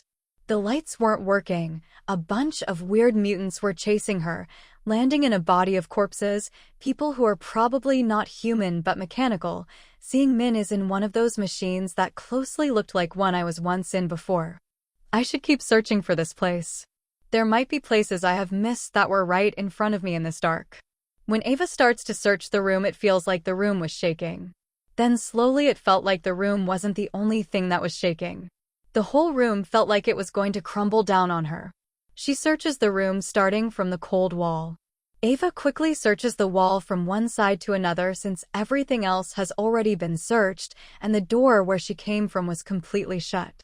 Searching the wall, Ava felt something rough, feeling the wall up to the bottom with her hands on the rough surface. The rough surface, which was supposed to be made out of metal, starts to fall down into little flakes, looking like it was actually covered over by camo paint.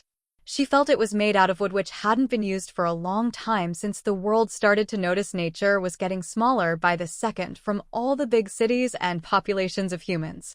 The rough texture was actually a door that was blocked to be made to look like it was part of the metallic wall. I should be able to break this door easily, seeing how weak its construction is. Ava turns around, going as far away as possible from the door. She plans to dropkick the door, even though it was a bit too dramatic for a door made of wood that was rotten away. Here we go. Runs. Hiya. Ava flies right through the door, hitting the other side of the room, getting her leg stuck in the wall. How old is this room for me to break the wall? Thinking about why her leg went through the wall, Ava pulls her leg out of the wall. 1, 2, 3. Ava pulls her leg out. The wall where her leg got stuck starts to crumble, making a big hole. Ava could see the view of the whole city. What the? Didn't I fall in a hole? Ava looks through the crumbled wall and sees mountains that are almost enough to block the whole sun, blocking only a half of it. Looking through the crumbled wall, it seemed like the whole city was surrounded by mountains. The shaking of the building stops, and looking again through the crumbled wall, it seemed like the building was a little bit taller than when she looked the first time. Did the building just rise higher? Static. HL low. Getting clearer. Hello? Hey, can you hear me? Turns on radio. Yeah, I can, Ava says. Okay, good, listen. Whoever you are, you need to get out of that building right away. Why? Just damn listen to me. Tears could be heard. Are you crying? Ava asks. No. Sniffle. No, I'm not. Now listen. You have to get the hell out of there, because, well, it seemed like the whole building is about to be swallowed by a mutant. Say what? No, wait. How do you know where I am? I'm using clairvoyance. Clara what? Sorry, don't have ET. Hey, you're breaking up. Static. Damn it. Ava, a bit stressed, hears squishy sounds. What is that? Ava looks out the hole and sees a tentacle coming from the top. Oh hell no. I'm not going to become one of those people in those weird videos. 1. Ava stands back slowly. Where the hell am I supposed to go? The tentacle looks at Ava, looking like it's about to pierce through her. Ava's reflex starts to kick in and Ava ducks, looking back up where it pierced through the whole building. Ava was a bit startled by this, but Ava thinks quickly. Thinking back to her memories, she remembers that one and only time when she tripped. Ava's power levitated her right above the ground. Sometimes she was scared, but only surprised by the suddenness of what has happened, but Ava is also brave. Brave enough to actually jump off a building for who knows how tall it was. Whatever was coming towards her is about to close the hole. I'm damn going for it. Runs.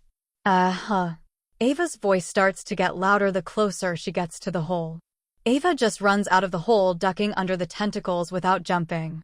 Ava remembers from her training days too when she heard that it's better to just run than to just jump off something, minimizing the damage and force. It was no use because Ava wasn't running off just a little cliff or a 5-foot wall. She was falling down off of a building. Her face was forcefully pulled back a bit by the force of falling and pressure. Quick! Quick! Damn, activate already. Ava keeps falling. Falling down, she couldn't see a single thing but the flat ground that she was about to crash into. Hurry up and activate your damn power. Damn it, activate. Ava closes her eyes. It could be seen that dust was blowing away from her and her power has activated, completely making her levitate over the surface of the ground with a blue visible shield under her. Hey there, Ava, mysterious person. Ava slowly looks up, seeing her shoes. Name's Claire, nice to meet you. The shadow of the mountains covers her face and thunderclouds could be heard behind the mountains. Name's Claire, nice to meet you, showing a smirk. The shadow of the mountains covers her face and thunderclouds could be heard behind the mountains. Ariel looks up at her. Why are you looking all cocky? Claire steps back, not expecting the reaction from Ava. Oh, sorry. Sigh. Forget it, I'm just a bit tense from what just happened. So anyway, who are you? I'm Claire the Clairvoyance. She looks up towards the building where I fell. From what I can see, we don't have time right now. The thing is already halfway through the whole building. She says. Wait, what? I turned around, still on the ground, to see that the building was already half gone. Well, we have to get out of here. If it already ate that much, it's gonna be here in 5 minutes. I ran as hard as I could away from the building with no plan whatsoever. Hey, wait for me. I ran as far away as I could. I could see that the surroundings were getting darker around me. Maybe it was because of the storm that came over the mountain. Hey, wait. I'm still here. Question mark. I looked back to see the kid named Claire was riding some kind of motorcycle. Claire started to get closer to me. Seeing it closer, it looked like one of those new motorcycles that could hover over the landscape that I once saw in the news. I saw this vehicle during my camp days. Even though I described my days at that time as being rough, it was relaxing sometimes. The vehicle looked a little bit beat up, but it was still working. Can you give me a ride? I said. Sure thing. Claire started to speed up, getting close enough so that I could jump on the back. Claire was close enough that I could jump on, so I jumped. Wow! You ran faster than most people could. Well, I've been training, I guess. We kept riding further and further from the building, holding onto her waist. I looked ahead to see that we were getting slower. I was glad that it was slower because the force of the wind was pushing my whole face back. I tried to say something. Where are we going? I asked. Hold on, we're right there. It started to get slower and stopped. She got off and took something out of her shoulder bag that looks a little like a Pokeball. She opened it and it disappeared into it. I fell when it disappeared. Ow! Oh, sorry, I'm in a bit of a hurry. Can you help heal someone? Yeah, how did you know? Clairvoyance, remember? Now come on, I need you to heal my mother. I stood up, following Claire into a small broken building. Here's my mother. I have all of the medicine in my bag. She gave me the bag. I grabbed the bag and go towards her mother, who looks a bit haggard. I started treatment on her. 15 minutes. I stood up and turned around. Phew, all done. She just needs a little bit of rest, a bit tired. Looking back at her, she smiles in happiness and hugs me tightly. She looks up at me while hugging me. Thank you. Thank you so much for helping my mother in excitement. You're welcome. Yeah, can you let go now? Oh, sorry. She lets go of me and goes to her mother. I looked at her, seeing her whole expression in sadness. She sighs. You know me and my mom, Dash. Wait, stop right there. No sob stories or whatever. I agreed with someone I know that I wouldn't listen to any stories that aren't interesting to me. Of course you wouldn't. I already knew that. Then why? So I could change a little bit of the future. I was confused by what she said. Listen, this is going to interest you a little bit. Story of the future that's yet to come. Storm and explosions. Sounds of moans could be heard from mutants that were shaped weirdly. I'll save you whatever it takes. Just grab one and don't look down where they are. Ava yells. I can't. I'm too weak. As she cries. Just damn grab on, you wimp. You're already damn 13 years old. This is no time to act like an actual teen. Also, stop crying like you were on the damn radio like a little kid. It's getting damn annoying. Back to Ava. I see, so that's what happens. Yeah, if I change that future now. My mother wouldn't have fallen there. Oh, I didn't know that, sorry. It's fine. Well, anyway, you have to go and see your friend. Thanks for treating my mother, and you'll just endanger us the more you stay with us, so you should leave. Wait, how about my friend? I'll be fine, and it seems you and your friend Min will be having lots of fun in the future. Oh yeah, take some medicine and this hover cycle. It might be a bit rusty, but it'll last for a long time. Just press the circle in the middle. You'll need this special medicine for your friend. She hands the ball and medicine to me. And you, kid? We'll be fine now, just go. You'll find your friend if you keep going straight. Okay. I leave without looking back into the building where they were, hoping that they would at least survive this world. I lifted the ball in front of me and pressed the circle symbol. The hover cycle appears, branding my name as its new owner. It seemed like the circle symbol was so that it could use my fingerprint as a way to know who I am. I go on the hover cycle feeling like this wasn't the first time I've ridden this hover cycle. I twisted where my hand landed. In front of me appeared in numbers. I placed the medicine in a little neat safety cupboard that was on the hover cycle. I started it up and something came up on the screen in front of me. 1% of energy will be used each week. 0.01% of power/speed will be used. Starting in 5, 4, 3, 2, 1. The hover cycle starts to hover over the ground and speeds up into the storm that is ahead of me. It's time to find my friend. Something was echoing through my head, hurting my mind. Hey Min. Turns out it was just Levin yelling in my head. Will you shut up? I'm having a headache because of you. Well, you don't have time to deal with that right now. The ground is shaking right now. I can feel and taste the air of a dangerous mutant growing. What? You mean from my skin? Yes. Okay, that is a little bit disturbing, but that's fine. Min, you must hurry. And get out of this place. I could feel Levin really wanted me to get the hell out since it was a part of me. Right. Yawn. I'm getting up. The ground starts to shake around me. Why is it shaking? I could feel that this whole building is about to crumble. We must get out of here. Let's go then. I packed up my things and went out of the door. The exit is this way. Can you just call me some other name like a master or something? If you prefer that, then yes, Levin says. Great. Now where's the exit again? Master, it's this way. I could smell the scent of blood from the mutants that are outside. I started to run the way that Levin told me in my head. 5 minutes later. How far do we have left? Not far, just turn right. I turned right and saw the exit, but it was blocked by mutants. The mutants saw me and started running at me. Isn't it time for you to show off your powers, Levin? Master, think of the weapon coming out of your hand. All right. I stopped in my tracks with the mutants still far from me. I thought of Levin coming out ready to start shooting. I could feel Levin coming out. It was an interesting experience feeling Levin coming out. How do I shoot so there's no trigger? Don't worry, you'll know when to shoot. I'm a part of you, so when you want to use me, then use me. Okay, I'll trust you. I looked back up to see that the mutants were about to be right in front of me. Oh! I pointed to Levin at them. The front was spazzing with red electricity condensing, about to be shot out. I shot at the mutants. The mutants just started to move like they were in a seizure. They dropped dead on the ground. Levin went back inside. I thought it was going to be more powerful. Master, I don't have enough blood. I could have used yours, but you'll pass out. And most likely die. I suggest letting me consume the blood of the mutants. How do I do that? Just get closer to the mutants and touch them, or I can just get them if the blood of the mutants was leaking out and not blocked. Then I'll just cut them open. I grabbed the military knife that was on the side of my backpack. I went down and started to open the mutant's belly. It was neither fat nor skinny this time.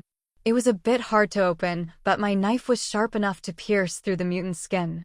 I sliced the mutant open carefully so that none of its blood would spur out at me. Levin came out and red electricity just started to zap the blood flowing out. Since Levin is a part of me, I could feel Levin was going in to take more. I could feel where all the blood was flowing. Levin, can you stop now? I could feel the whole body of the mutants. It's like I'm filthy like them. I'm done, Master. I barely have enough, but it's enough for some shots. The building is starting to crumble behind me. Now is not the time to talk. I ran to the exit with the building crumbling right behind me. That exit was right in front of me. I don't know the reason, but I jumped out of the building. Everything felt like the world was slowing down. And then I heard something was getting closer to me from my right. I got hit by whatever it was from my side and was sent flying. I hit the going back up and down until I finally stopped. Ow! What was that? I heard the sound again. I turned to point Levin at whatever that just came out unconsciously at whatever the sound was. Dust was picking up when it was coming towards me. I could hear something from where the dust was picking up. Minutes me, Ava. Ava stops right next to me and comes off of the vehicle. Ava, what the hell was that for? I put Levin down. Sorry about that, all I saw was the building crumbling down. Here, I have some painkillers. I'm sure your fractured bones will just heal from what I barely saw and feel from that impact. Ava takes out the painkillers from the hover cycle. Also, wherever you pick that thing up, it looks like junk. It looks like the oldest version of the hover, I said. Cycle. Well, it is the person I got it from. He made this hover cycle out of scratch. Ava said. Well, enough talk about that, Ava. We still have a lot to catch up on. I can say the same, but first we have to get the hell out of the city. Why? I said. Well, there's a giant F-88 king mutant that just ate the whole tall building that I was just in. Really? Questioning what Ava said. Levin starts to speak into my head. Master, she is telling the truth. Master has to get out of the city. Yes, really? Now come on. This vehicle has enough seats for one more person. I got on the hover cycle and apparently the hover had a seat belt. Very convenient. I strapped it on. I'm ready, Ava. Master, head straight, you'll be able to reach the walls at the edge of the city. Be careful, there are tons of mutants the way you're going. Levin says. Keep going straight and we'll be bound to find the edge of the city. I said to Ava. I said, pointing the way we're going to go. The hover cycle started to activate and move. Time to move out, Ava. Ava starts to drive. Oh yeah, we might counter some mutants. Yeah, I know, like I wouldn't have guessed that already, Ava said. I and Ava head towards the edge of the city. After some hours of riding with Ava to the edge of the city, a storm was coming over us. It was already starting to pour over us. Luckily, we weren't traveling on foot or else we would have been stuck sinking into the ground full of mud. The storm has finally started to cover the whole city. Flashes and the sound of thunder were continuously striking the buildings. The mutant that had swallowed the building was screaming out loudly from the continued attacks of the lightning. It seemed like it was purposely attacking the mutant. The continued attacks of the lightning from the storm were loud, so I had to yell out loud to Ava, who was right in front of me driving the hover cycle. Hey, Ava. Yeah? Do you see the edge of the city yet? Yeah, I can just barely see the edge of the city. A few minutes have passed after this short conversation. 5 minutes later. All right, we're here, Ava says. It was still storming. Both of them got off the hover cycle. I look to see Ava take out a ball. The ball opens itself and the hover cycle goes inside. I don't know how to describe it, but it seemed like in detail that the hover cycle was turning into liquid and getting absorbed into the ball. It looks a bit weird if I say so myself as a person who lived in the past era before this apocalypse. We need to get up over the wall, Ava says. How the hell are we going to do that? Don't you dare do the same thing as last time. You know what happened when you did that. All right, I won't do that. Something could be heard behind the wall. Do you hear that, Ava? Hear what? Master, the mutants are about to break through the wall. Ava, the wall is about to be broken down by the mutants. How do you know that? Got a new buddy with me. This buddy is inside of me. After I said this, Ava made a scared face. It's not a person or anything. It's like a different organism. Oh, you scared me there, I thought. Never mind. We look back at the wall, forgetting everything that just happened a minute ago. The walls could be heard breaking on the other side of the wall by the mutants. Ava, we're going to have to brace ourselves for this. I and Ava looked over at the wall that's about to explode with mutants behind it. The walls broke down with bits and pieces flying over us, almost hitting Ava right in the forehead. We saw what was in front of us and together we said, "Nope." Both of us knew what we were thinking. Ava pulled out the ball and the hover cycle quickly came out. Ava jumped on. I jumped on from behind. The hover cycle was quickly turned on. Hurry the hell up, Ava yelled. The hover cycle finally activated, and we went full speed ahead from the opposite of the mutants. Did you see that, Min? Yeah, I damn did. They were damn humongous. There's no way we can fight those things. That's right, those things were the blob mutant that I encountered when the messed up mutant and it were fighting. I started thinking as much as I can about which way we were going to go. Min, we're going to have to turn somewhere or else we're riding to our death to the mutant that eats that whole tall building. Master, go left, there is no mutants in that area. Turn left, Ava. Ava turned to the left of the road. Did I forget to mention that we're not in the desolate area of the city? Oh yeah, I did. Min, now's not the time to be talking to yourself. Right. 20 minutes later. Riding on the hover cycle, it was still storming nonstop. There were fewer lightning strikes by now and it was much calmer. I think now's a good time to stop and rest, I said. Yeah, I think you're right. We stopped at a building that's still attached. The building was a clothing store. Oh nice, we can change clothes here. If there is even any left. We stopped at the front of the store. We got off and I headed in first before Ava while she was putting the hover cycle back in the ball. I'm in the clothing store to see that some of the clothes under the bloody ones were still at least fresh and clean. Hey Ava, I think we have new clothes now. Ava was already picking out any clothes she could find to wear. Yeah, I know. We changed clothes. 10 minutes later. After changing clothes and cleaning ourselves a bit, we met up at the back of the store, making sure that there were no mutants in the vicinity that could see us. Min appearance, black stockings, black jacket, black shoes, a glove that doesn't cover her fingers. Same as what Min first had on before meeting Ava. Ava appearance, loose t-shirt, leggings. Whoa, Ava, you look so beautiful. You look so different from your military clothes. And you still look the same as when I first met you. I don't know why, but it really suits you. Oh, right. Ava, you must be hungry right now. Here, I found a Choco bar behind the counter. Thanks. I give the Choco bar to Ava.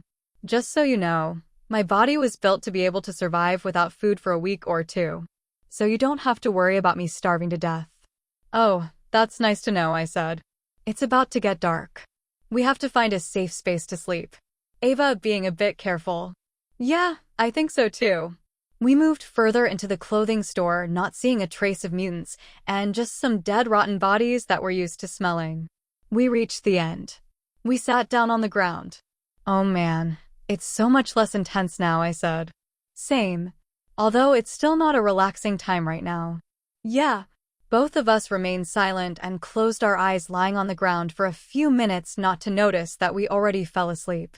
It seemed time was moving so much faster than it was when I was alone by myself, and now I'm with Ava. This is Min. Today's date is July 28th, 2302. I'm going to sleep now. I woke up to the sound of Ava's voice. Min, wake up. I think the colossal mutant is getting closer to us. I could hear the colossal mutant screaming out. I packed my things while Ava does the same thing for whatever she still has. Let's go. We went out of the store and rode on the hover cycle to who knows where now. After hours and hours of spending the day going around the edge of the city. While doing this, we talked about what had happened to us after we were separated from each other. So that's what happened. Ava had a smile on her face. Ava?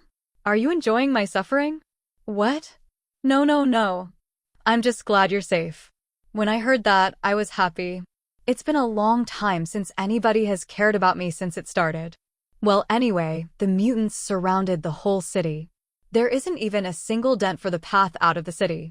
I said, why can't you just kill them with your power? Even if we do that, there are too many mutants. They'll just rush at us covering the path we made and eat us alive all around us. Also, we have to worry about the wall that's covering the whole city. Where are we supposed to go now? We can't get the hell out of the city because of the mutants. We're going to have to find the source of the problem. Which is the building where you came out from. You're kidding, right, Min? Also, I'm pretty sure the building I was at wasn't the primary base, and no, I'm not. We're going to have to go back in. Even though you said the colossal Tita, I mean mutants eat the whole building, it doesn't mean that the inside of the building is gone. What? I'm saying that the interior of the building hasn't been touched by the colossal mutant yet. And from what I heard from you, I don't even think it isn't a normal mutant anymore, but an organism that gathered mass from all of the mutants. We didn't see any mutants at all next to the colossal mutant. There weren't any mutants besides the ones at the edge of the city, and a lot of them at that too. Wait, I should be calling it something else then. So a new mutant? Yep. Well, here I go into that hell. Also, forget about the name. We rode back to where Ava came from. Oh, right. Do you remember when I told you about the person who was in the cell? Yeah? It probably refers to the people that were working on the experiments where you came from. We both became silent for a while. There is no way. I think so too. Probably was referring to the mutants that had humans inside of them that were sticking out. 2 hours later. After 2 hours, we finally made it to the building, which you can't even call anymore. It was completely covered up. We both looked at the building. Hey, Min. Yes. Would you say that this is beautiful and disturbing at the same time? Yeah, I would say so also. When we got there, it was full nature, although there weren't any animals there. Flowers were growing, trees sprouting out of nowhere. It started to look like the beautiful scenery of a forest. The bad thing is we know that the whole forest is made up of mutants and people, and this new mutant is nature itself. Are we going in there? Yep. There's no choice if we're going to escape the city, or at least get a clue on how we're going to get out of this place. I went in first before Ava did. Going through, I saw more clearly what it's made of. I saw hands that were mushrooms, heads that were rocks. Tree roots that were sticking looked like pulsating veins. I looked back to see Ava catching up to me, who headed in first. Hold on, Min. I stopped for Ava. While waiting, I asked Levin a question. Do you sense any mutants? Master, they're everywhere. Yeah, I know that one's obvious. I mean, if there are any other mutants that haven't been fused or aren't part of this place. There is none as of right now. Why did you mean by right now? There may be mutants inside that are just far enough for me to sense. After my question was answered, Ava caught up to me. We continued walking together. After a few minutes of walking, since the hover cycle wouldn't fit through, I finally saw the entrance. Heya, Min. Yeah? Where did we come in? Well, obviously we came in from Dash. I looked back to see that where we came from was blocked off. It was getting blocked off, slowly closing in on us. Ava, we're going to have to go quick. Right now. I grabbed a hold of Ava's arm and ran. But unexpectedly, Ava carried me on her back like a bag. No, really, like a bag. Ava ran towards where I shouted where the entrance was. I looked back to see tree roots, which are pulsating veins, looking at us as if it was going to suck our life away. Ava, put me on your shoulder. Ava put my legs on her shoulder with her muscular arm. I turned to the tree roots and pointed at them with my arm, ready to shoot. Levin came out of my hand, turning into shooting mode. Levin took out the blood that I could feel through the veins of my arm. Levin charged himself up and shot out condensed electricity as last time. It missed the tree roots. Damn, they missed. More and more tree roots started to come out. Master, I can do a widespread attack, but I'll take more blood. It's fine, take it. I don't even think I have my original blood either way. Levin takes more blood. I could start to see blood running through me, but this time my arm was sparking with electric. Shooting out, it was not condensed at all, instead it went everywhere where the roots were. Shooting at a wide space, the roots fell while the space that was left went back to slowly closing up. We entered the building. Inside there was enough light for us to see. See, I told you that the inside wasn't infected yet. Whilst saying that, the entrance closed up and now there was very dim light. Holy, that was way too close. as Ava gasps from running. Let's go. It's going to take a while for it to consume this whole place. It looks like a plant organism, and it's a big one at that, so it would need a lot of sunlight for it to grow in this dim place. Shouldn't you have explained that to me first? You're right. The moment already, so let's get going. I started walking in the dim light with Ava. The further in we went, the less of it we saw. Do you even know where we're going? I do. What's with the pause? Well, I can see where we're going, but not far. How the hell are these hallways so long I can't even see the end? Here you go again talking to yourself. Well, either way, we might find some clues if we open and search every door. And I think we have enough time. Who knows? Maybe we might find something to deal with what's outside right now. After this conversation was done through the long hallway, we finally found entrances to other areas besides doors to rooms. The other areas weren't like hallways, but instead, there were things that you wouldn't expect to be in this place. There was a gym in one area that looked completely clean except for dust everywhere, and a ping pong table in the middle of a kitchen, and yes, I said kitchen. Ava, have you found anything yet? Yeah, I found something over here. What is it? It's a box. Did you open it yet? No, I haven't yet. When I walked over to Ava, she opened the box. Inside the box were a set of sharp knives and the brand, futuristic glasses, which are called statistic glasses. Like what the glasses are called, it gives information on the item or organism. Are these glasses? Yeah, they are. To be more specific, they're statistic glasses. You should already know what that means. You should keep those. I already have a powerful weapon of my own. I'll keep this then. This should be enough for me. You have Levin there, who's a bloodsucker weapon, and me, who has a blue shield as her power, which can levitate me when it's under me, and some sharp knives and statistic glasses. Pack those and let's keep searching for any clues. Master, mutants are coming your way. How many? For mutants. Hold on, Ava. Weren't all of them dead, Levin? There's no way for them to escape since it's surrounding this whole place. The mutants must have just been wandering, avoiding it. Ava, there are some mutants that are about to pass us. Do you want to try out those knives of yours, because there is no way I can fight them? Yeah, I need some practice. You should have had close combat training, right? Yeah, I did learn it once in a while when I had a break.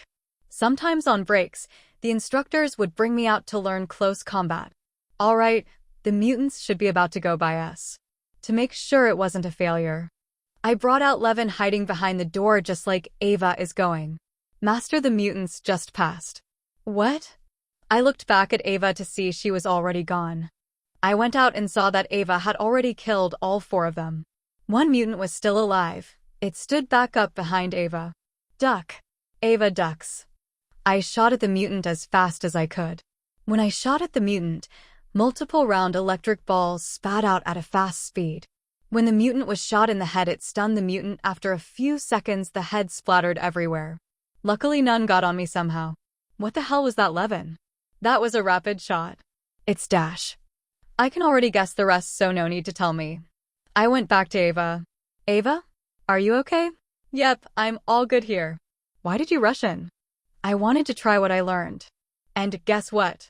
It worked. It damn worked. I mean, that was damn awesome. I sliced the 3 mutants in an instant beside the last one that was still alive. Yeah, I can see that. I looked at the dead mutants to see half their body was split. How did you cut them that far? Oh, when I was focused and all, it suddenly just came to me that if I could use my power to shield and levitate Y to change the shape, it could be used as a weapon. So I focused on wanting my knives to transform longer and sharper. Ava, are you a natural battle genius or something? I don't think so. It just came to me. Let's just keep going. After a few minutes of searching, we started to find dead mutants everywhere. Whoa, what happened? Looked like they were slammed towards the walls and ground and everywhere. Ava wondered. No idea. Just keep on searching. After many minutes, we haven't found anything from all the rooms. Let's stop. There's no way we can find any clues after this long. Ava? Are you there? I walked over to the other room to see Ava laying on the ground. Ava. I ran towards Ava and could see that Ava was alive and breathing. What the hell happened? I was looking around and something fell on my head. Looking around, I could see something shining green like the roots of flowers. I bent down and grabbed it. It was shaped like a cylinder. When I turned it over, I could see through the glass, and inside of it was a catalyst and other substances. Looking around, I could see something on the ground shining bright, like the roots of flowers on the other side of it. I bent down and grabbed it. It was shaped like a cylinder. When I turned it over, I could see through the glass, and inside of it was a catalyst and other substances. What is this? I don't know, it doesn't look very ordinary. And I don't think this is just some random room we're in. What do you mean? See this? I looked at where Ava was gripping. Ava pulls the lever before I could even say anything. The room lights up brightly, blinding us for a second. Ava is the first to see. What? Ava's eyes were wide open, shocked at what she saw. After a few seconds, I was able to see also. It seemed that the room was way bigger than we originally thought. In front of us was a row of human-sized capsules. The front of the capsules was all made of glass. On the ceiling was a big vent, and surrounding it were the lights. What are those? Ava asks. They're capsules similar to what you were in. While you look around, I'm going to try opening the capsules. While Ava was doing that, I looked at the 3 capsules in front of me. The first one was filled with some kind of green gooey liquid, and inside of it was a small tree. It was a literal miniature tree inside of it that was still. The capsule in between was cold. I could barely see what was inside of it when I tried to look through it. The last one on the right looked to be covered in blackish smoke. Looks like this one has been here for a long time without being opened. Now how do I open it? I got closer, touching the capsule filled with smoke. Touching the capsule, the front side starts to open, gushing out smoke. PSHH. Backing up, the smoke began to burst all around the room, making Ava, who is searching, disappear from my sight. We started to cough continuously because of the smoke. The smoke began to clear up from the vent in the middle of the room. After the smoke cleared up, we could see that the whole room was covered in black dust, and especially us, who looked like we would be able to blend into the room. Ava burst out a laugh out of nowhere. Min, you're pitch black right now, you're even blending into the walls. While Ava was laughing at me, I looked back to where the smoke came out of. The capsule was slowly opening up. I stepped a little, ready for anything. When it was fully open, UV lights lit up inside the capsule. Ava, look at this. Ava holds back her laugh and looks at what Min wanted her to see.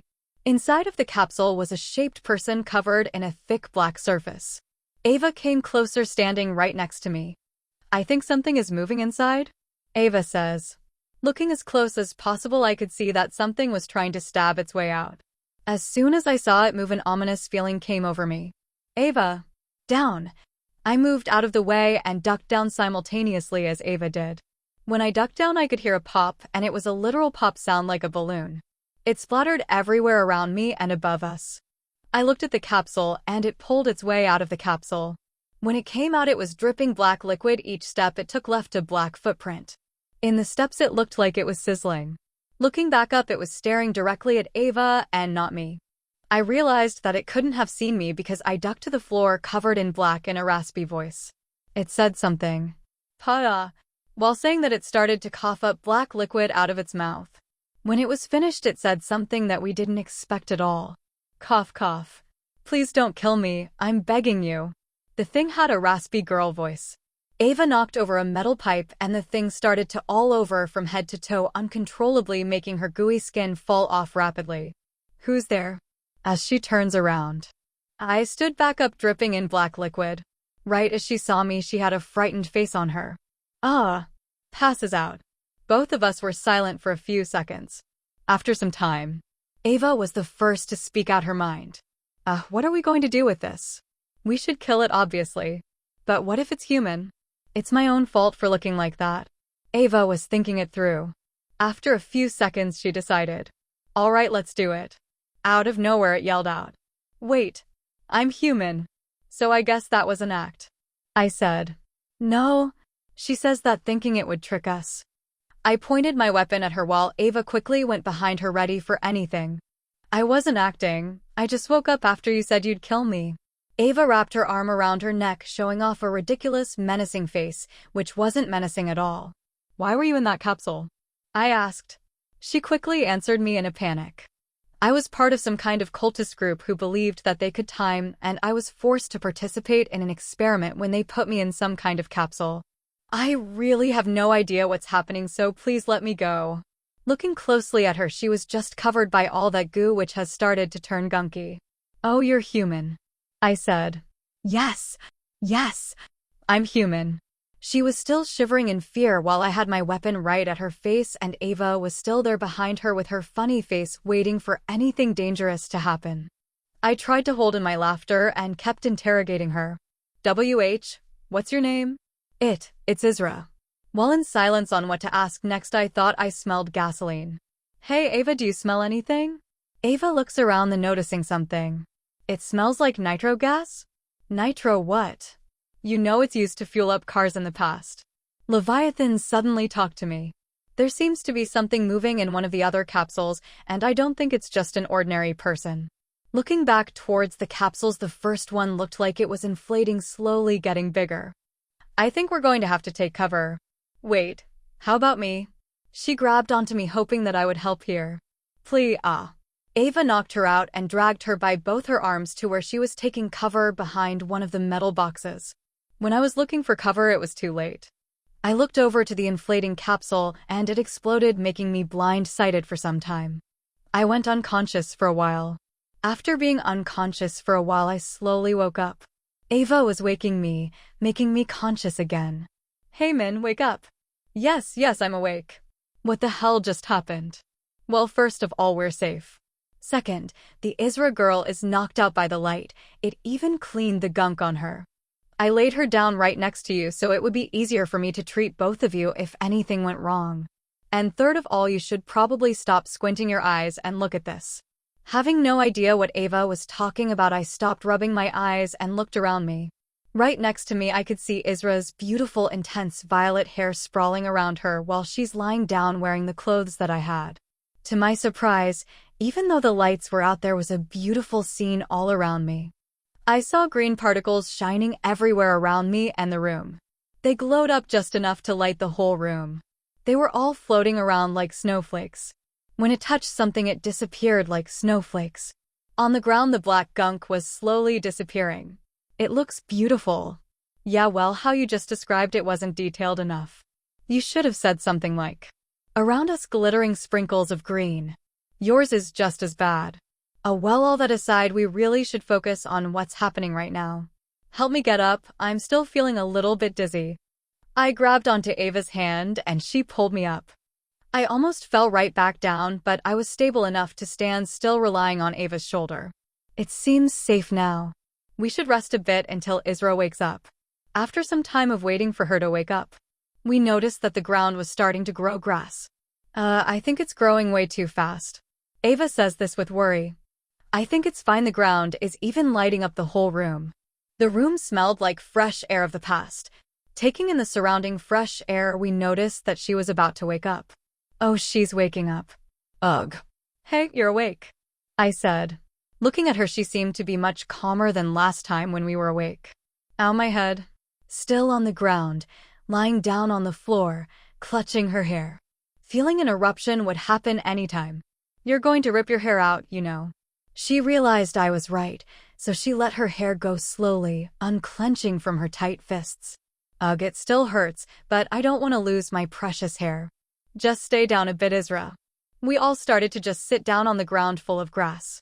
The grass in our hands gives us a warm feeling of relaxation, as if the apocalypse hasn't happened.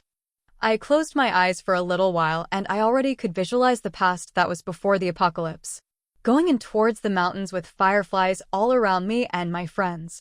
Arriving at our destination, sitting down looking out to our hometown surrounded by mountains when we were just kids, our town lighting up in the darkest night, us just laughing our time away. I opened my eyes and came back to my reality. Opening my eyes, Isra was still stressed. Who are you two?" "My name's Min. I've been just trying to survive in this apocalypse." "And my name is Ava. Min saved me from being trapped and isolated forever in a capsule that's similar to yours and mine. I don't really think now's not the time to relax. Remember, giant man-eating plants are going to eat us or suck our life away if we don't get the hell out of here." I understood what Ava was saying, but I could see it in Israel's amethyst eyes that she was a little worried about the situation. "I think it's fine."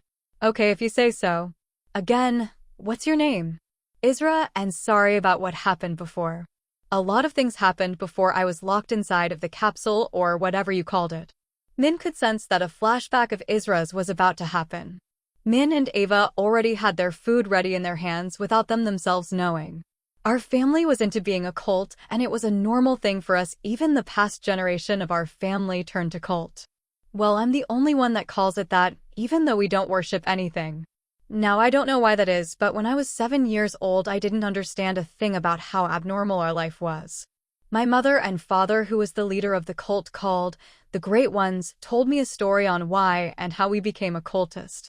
Way long ago, back to the first family, we were always getting caught up in abnormal and dangerous situations.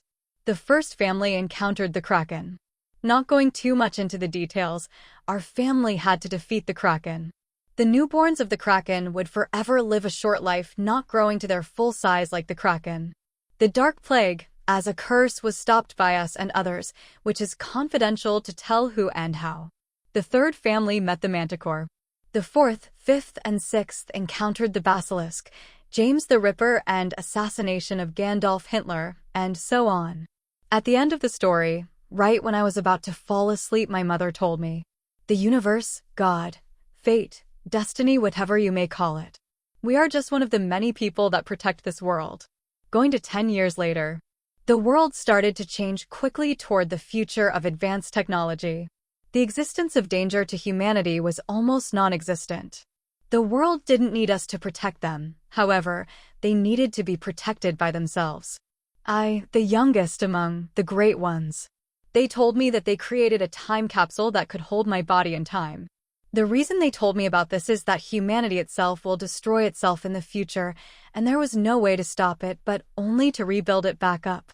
My mother, the leader, was the last person I would talk to after going into the time capsule. This will send you into the future. As you may already know, it is a curse. Physically, your body will withstand being frozen in time. But mentally, your mind will continue to work, and all your 5 senses of sight, hearing, smelling, touching, and taste. As a leader, this is for the sake of the world, and as a mother, be safe please, and I'm sorry. To me, when I first saw the time capsule, it just looked like they just stuck a dark curse inside a big box. I had a lot of responsibility on hand, as I was the youngest. In front of me, I stood there in front of the steel capsule, which was open wide with my cloak on. Before I even realized it, I was in darkness.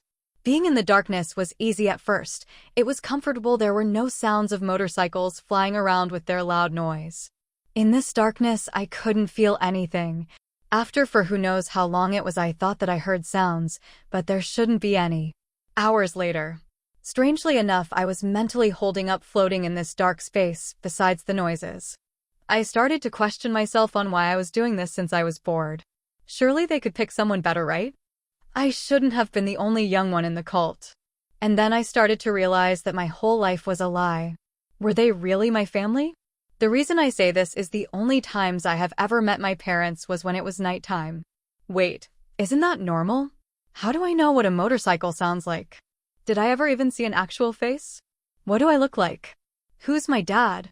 I knew that some of these questions weren't the right questions to ask. Don't get me wrong, I wasn't going crazy of being alone in this dark place.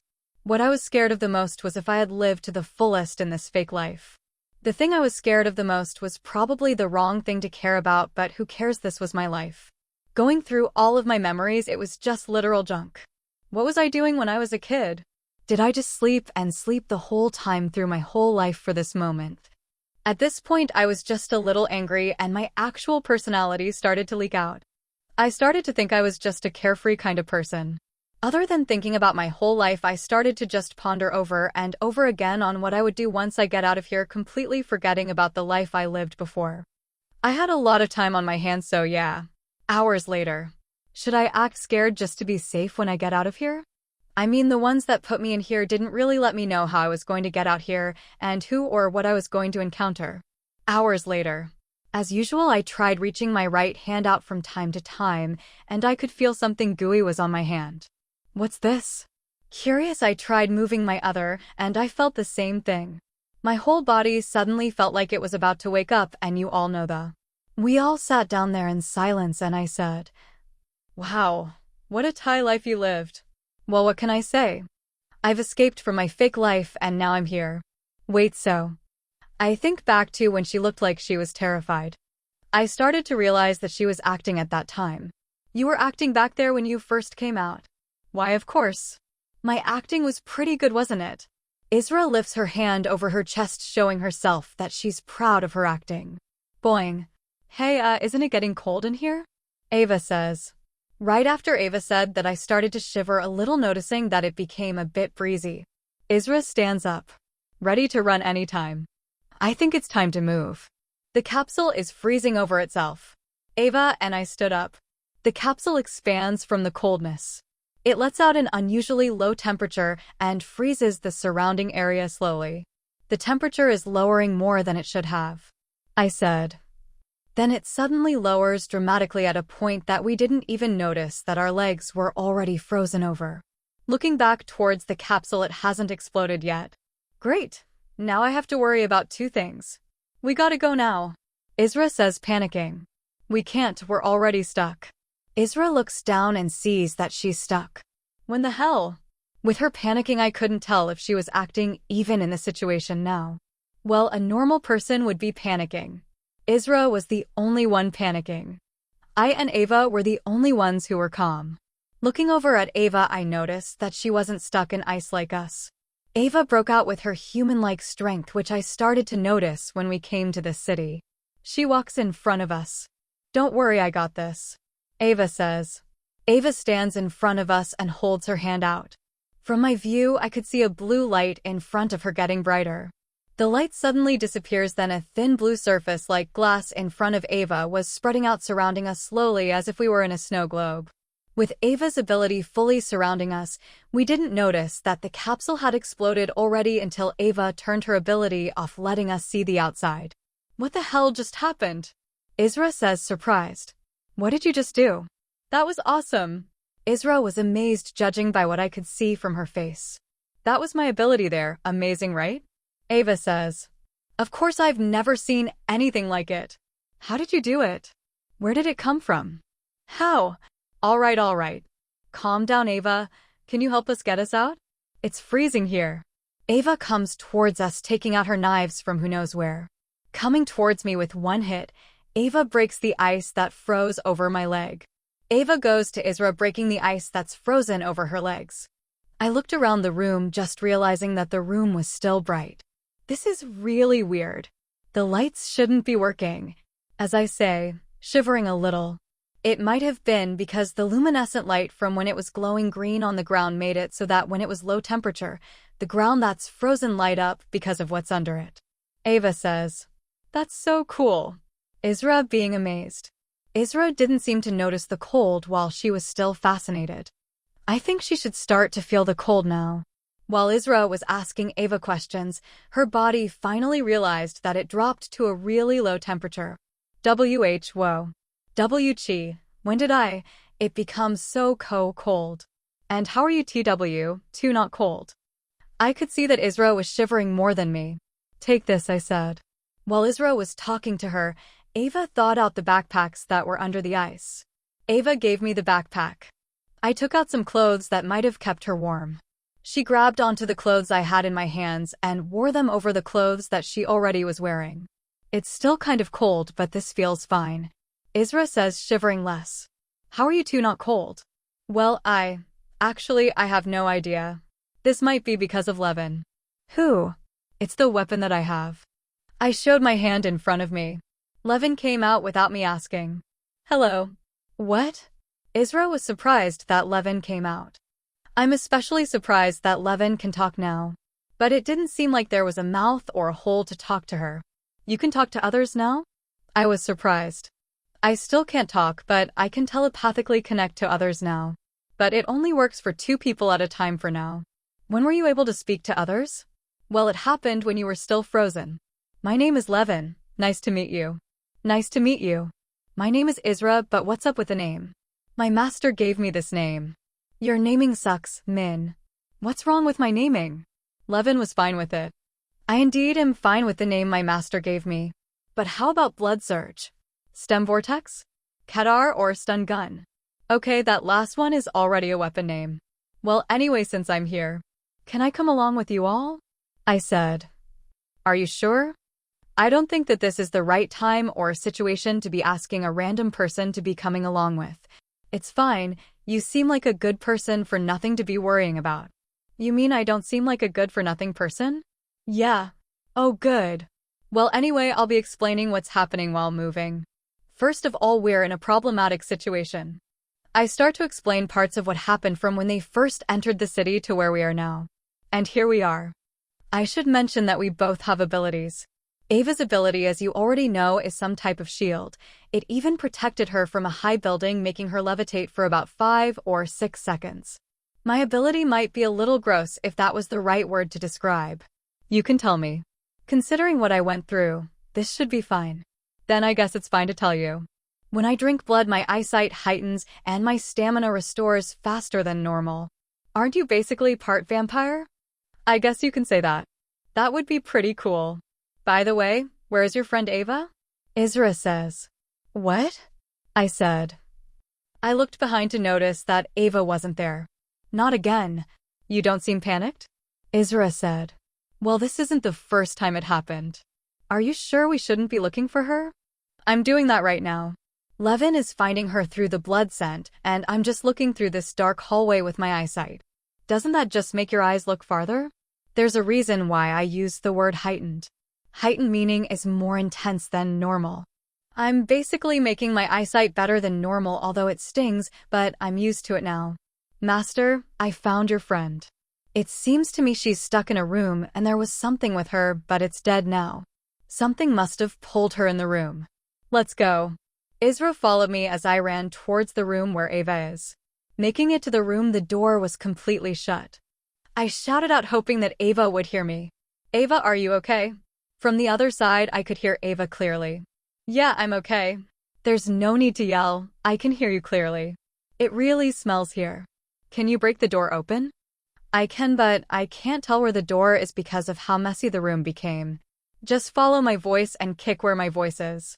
I found the door you should probably stand behind. Ava said. Isra stood beside the door, and I stood back from the door.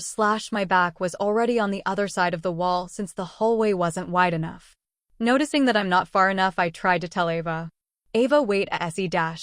Ava kicked the door open, then made it fly towards me. I didn't have enough to say my whole sentence with how close the door was when it flew to me. With how dangerously close it was, somehow my eyes or my whole body felt like it became faster or everything else was slowing down.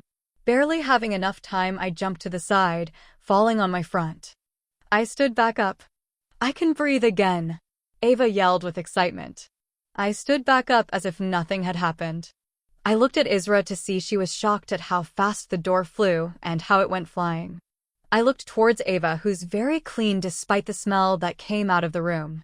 I covered up my nose with my clothes. Isra does the same thing, still shocked at the same time, looking as if she is about to puke. Ava, what happened? I asked, wondering. Well, while you were trying to explain to Isra, I was just there walking behind you too. Then I heard a clicking sound of an animal in one of the rooms. I was about to tell you two to hold on, but everything went completely dark. A few minutes ago, I knew I was inside something getting dragged in the room, so I just immediately sliced open whatever was covering me with my knives and came out. The door was closed shut by whatever it was. I heard the clicking sound right above me. I had a gut feeling that if I didn't kill it, I would be dead. So I sent one of my knives flying towards it. I definitely stabbed it because it fell, spraying out acid everywhere. Turns out I was in a web cocoon, and what I killed was an acidic spider. The acid coming out of it was sizzling away in the room. The door was unaffected since it was covered in its own web. Good thing I was able to use my ability unconsciously, or else I would have melted like some of the surroundings. Back to present. I can see that since your clothes are spotless despite the acid going everywhere. I'm surprised that you could bear the smell. Oh, right, I forgot to tell you, I think I found a way for us to get out of the city. Ava says. What, really? Where? It's in here, just to cover your noise since the acid gives off a bad smell. Well, you're right about that, Isra said. We went in with Isra as the last one coming into the room. The whole room smelled of rotten eggs.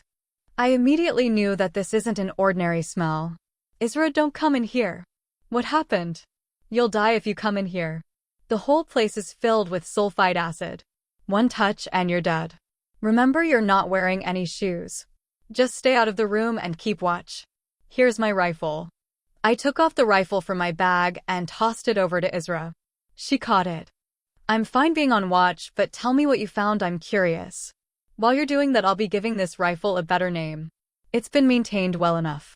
Be careful with it, even though it's not fragile.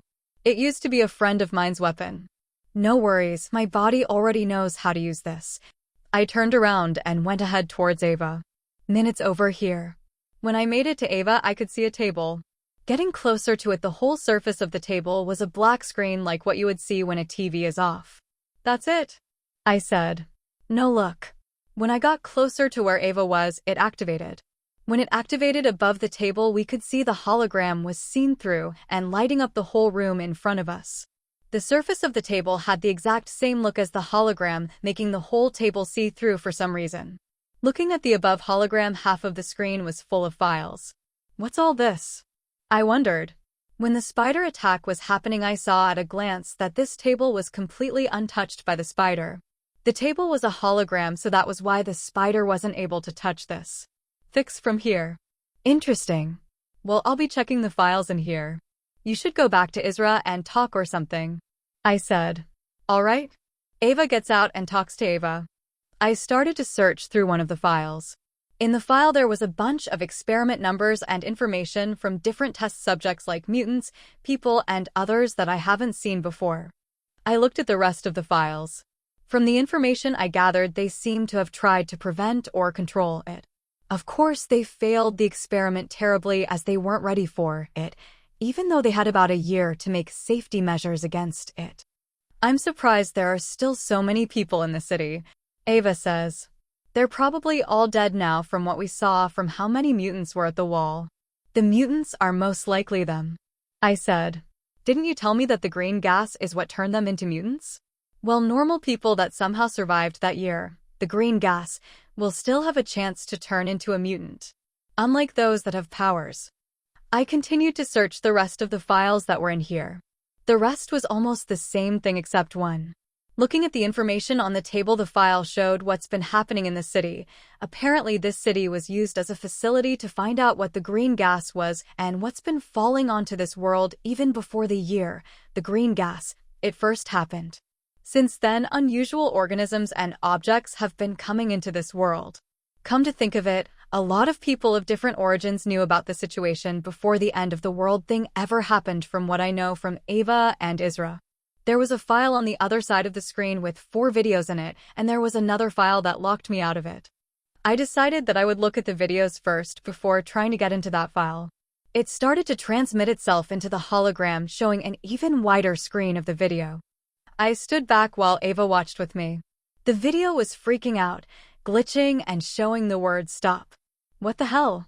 The video finally played itself. Looking at it, there was still no sound. The video was just black and white. In the video, it showed us the same black container fully sealed. They put it up in a straight position inside another container.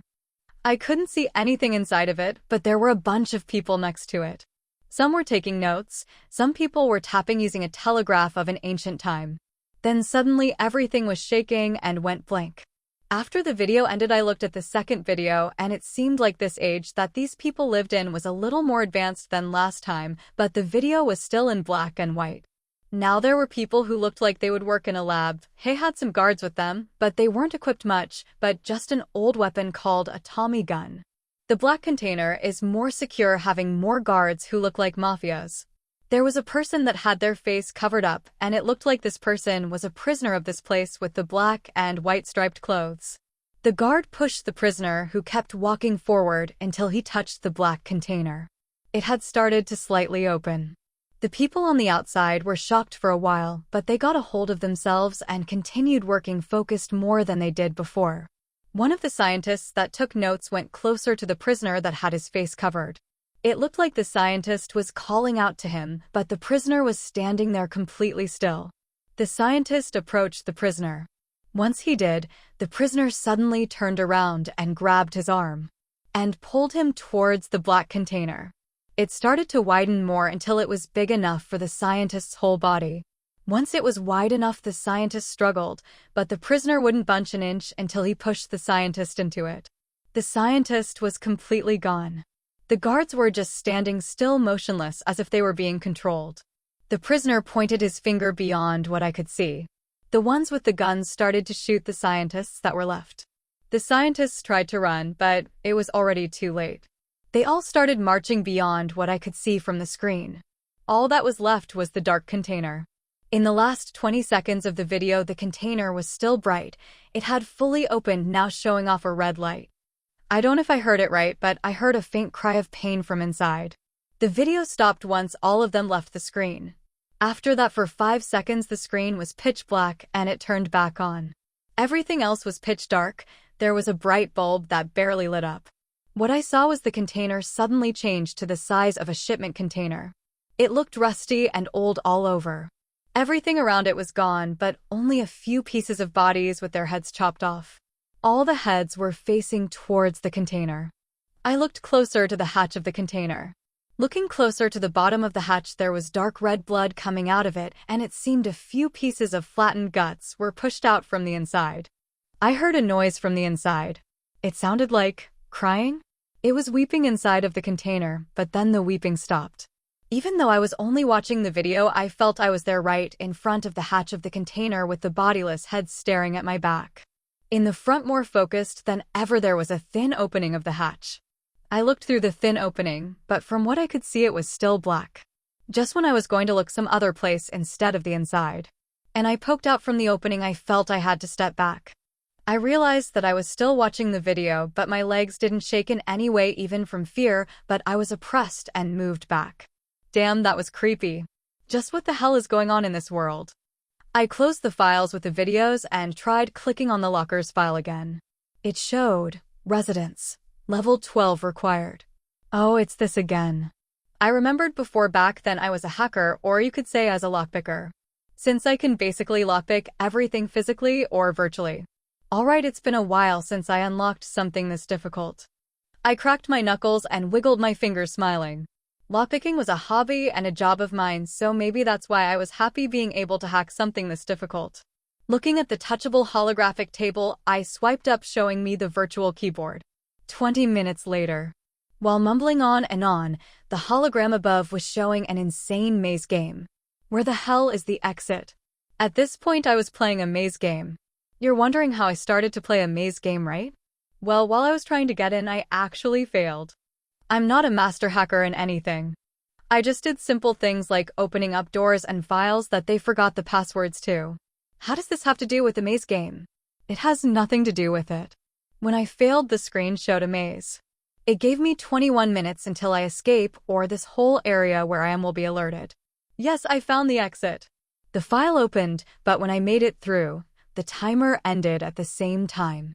The alarm activated, but it was loud. I could still hear it, but it sounded muffled, only alerting a short area of the building. The mutants that were close enough were screeching and screaming outside the room. Oh no!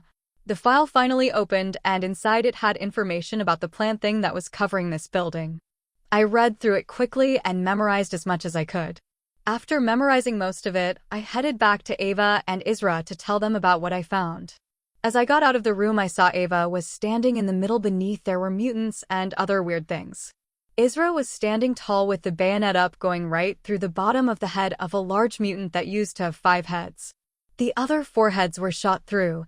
The scene was gory, like a hole left by a cannonball tearing through a human torso, leaving little but a mess behind in its wake. Well, that's a new mutant, I said. Ava and Isra were talking. So that's how you and Min met. Ava says, I was thinking the same thing. By the way, does Min always talk like this? I had already heard from Min, but I wanted to know from you. Asking Ava. Yes, she does, she dashed.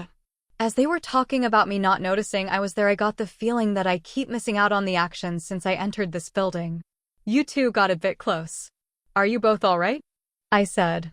We're both alright, but what happened? Isra said. I tried hacking into a locked file, but when I got in, the alarm turned on. The good thing is the alarm didn't ring too far into the building. Where did all these mutants come from? We checked out most of the rooms here, right? Ava wondered. I have no idea, but I found a way to kill it. Do you mean to kill what's covering the outside of this building? Ava said. Yes, but I don't mean I have a complete way to kill it, but after looking over the files figuring how to stop it. I found out how they managed to stop it. We should be able to weaken it by making sacrifices. What? Both said in sync. At this moment I thought to myself, they're getting pretty close. Forgetting my thoughts about it, I went back to the important matter of their question. I should have said all of this in my monologue. A little annoyed, I still continued explaining. Well, anyway, long story short, they couldn't kill it, so they tried to evacuate everybody in the facility. But of course there were still people sealed in the facility. Whoever had run the facility decided to shut it completely, leaving some of the people that were left in there. Years later, they did something stupid and decided to go back into the facility. Many died because of Boliviana, which is what's covering this place right now. They died because of Boliviana, right? Ava said. They did. They probably got their blood sucked. The ones that were still alive were traumatized by what they saw at the end. The bodies of their people or friends forming in the walls and ground, trying to bring them with them. Fast forwarding this supposed to be long story short. They found out the more it eats the people, the stronger it is, but there's a limit on how much human it could take, so it would weaken itself to the point it would be easily killed so that it has more capacity for humans. So basically, the more it eats, the stronger it gets. Isra asks. Yes. Then what are we supposed to sacrifice? Us. And why are we making it stronger? Isra panicking. I don't think you have any reason to panic. The mutants are most related since they are us. Also, we have tons of disgusting mutant bodies here. We can sacrifice them anytime. I also said that it had a capacity limit on how much it could take. How are we going to do this? We need a plan, don't we? Ava says. There's no need for a plan when the plan is coming to us. Isra and Ava had no idea what I was talking about until something came closer to us. What's that? Isra asked. Ava, having a gut feeling, pulls out her weapon.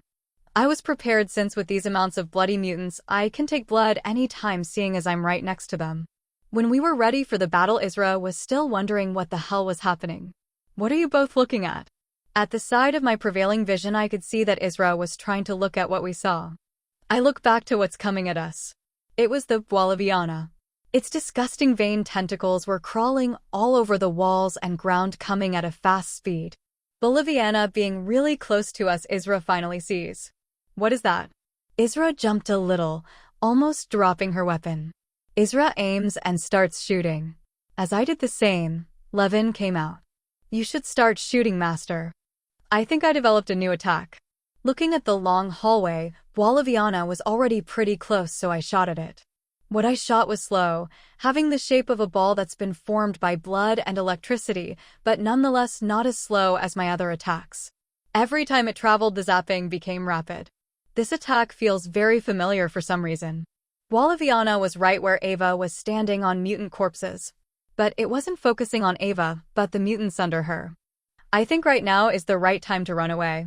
I said. Why can't we just fight it? Isra said. I looked over to Isra as she was ripping open a tentacle, making blood splash all over her face. We need to stall for time so that it would eat as many as it can, and later it would go to its weakened state. Isra looks up wondering. Wouldn't this be very dangerous if we fail once? Do you think we have any other choice? We can run away also, you know? Oh, right. Actually, I think that would be a better plan. Ava was watching if anything changes, ready to tell Min. Min, it's about to finish eating all of the mutants. Ava tells Min. I looked at Ava, then under her, then realized it's about to finish all the mutants around here. We gotta go now, I said. Ava jumped off the short amount of corpses, running along us to the opposite part where Boliviana came from. So what's our next plan? Isra said. Well, first, I'm not a strategist, but first we need to get out of here or else I'll become too strong for us to fight. So we already screwed then? Ava said. What do you mean? While running, Ava pointed out that the tentacles were following us at fast speed behind us. Oh! Okay, next we shoulda. I felt panicky, but I was able to adjust myself to keep calm. So I gave out the first order. Damn, run everybody! After I said that, Ava somehow became faster than me. Surprised, Isra seems to have been light and a little faster than Ava. How did you all become so fast? Isn't this normal? Isra says. We were following the whole time, so we weren't running at our full speed, and I don't think ever saw me run before. Ava said. Then can I get some help here then? I got you. Ava grabbed onto my sides and held onto me while running. I was able to see Boliviana coming towards us. I'll support and attack from the back, and you two continue on running wherever you find the exit, I said. Just like I said, I kept it in check.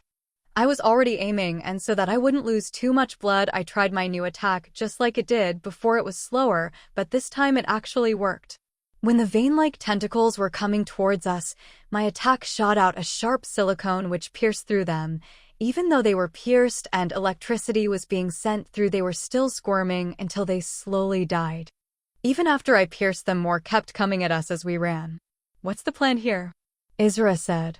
First we run as far as we can while we face monsters or mutants in our way. Well, how are we going to know where the mutants are? As she says, carrying me. We have Levin here, don't we? He can track down the mutants. Master, some strong mutants are coming our way.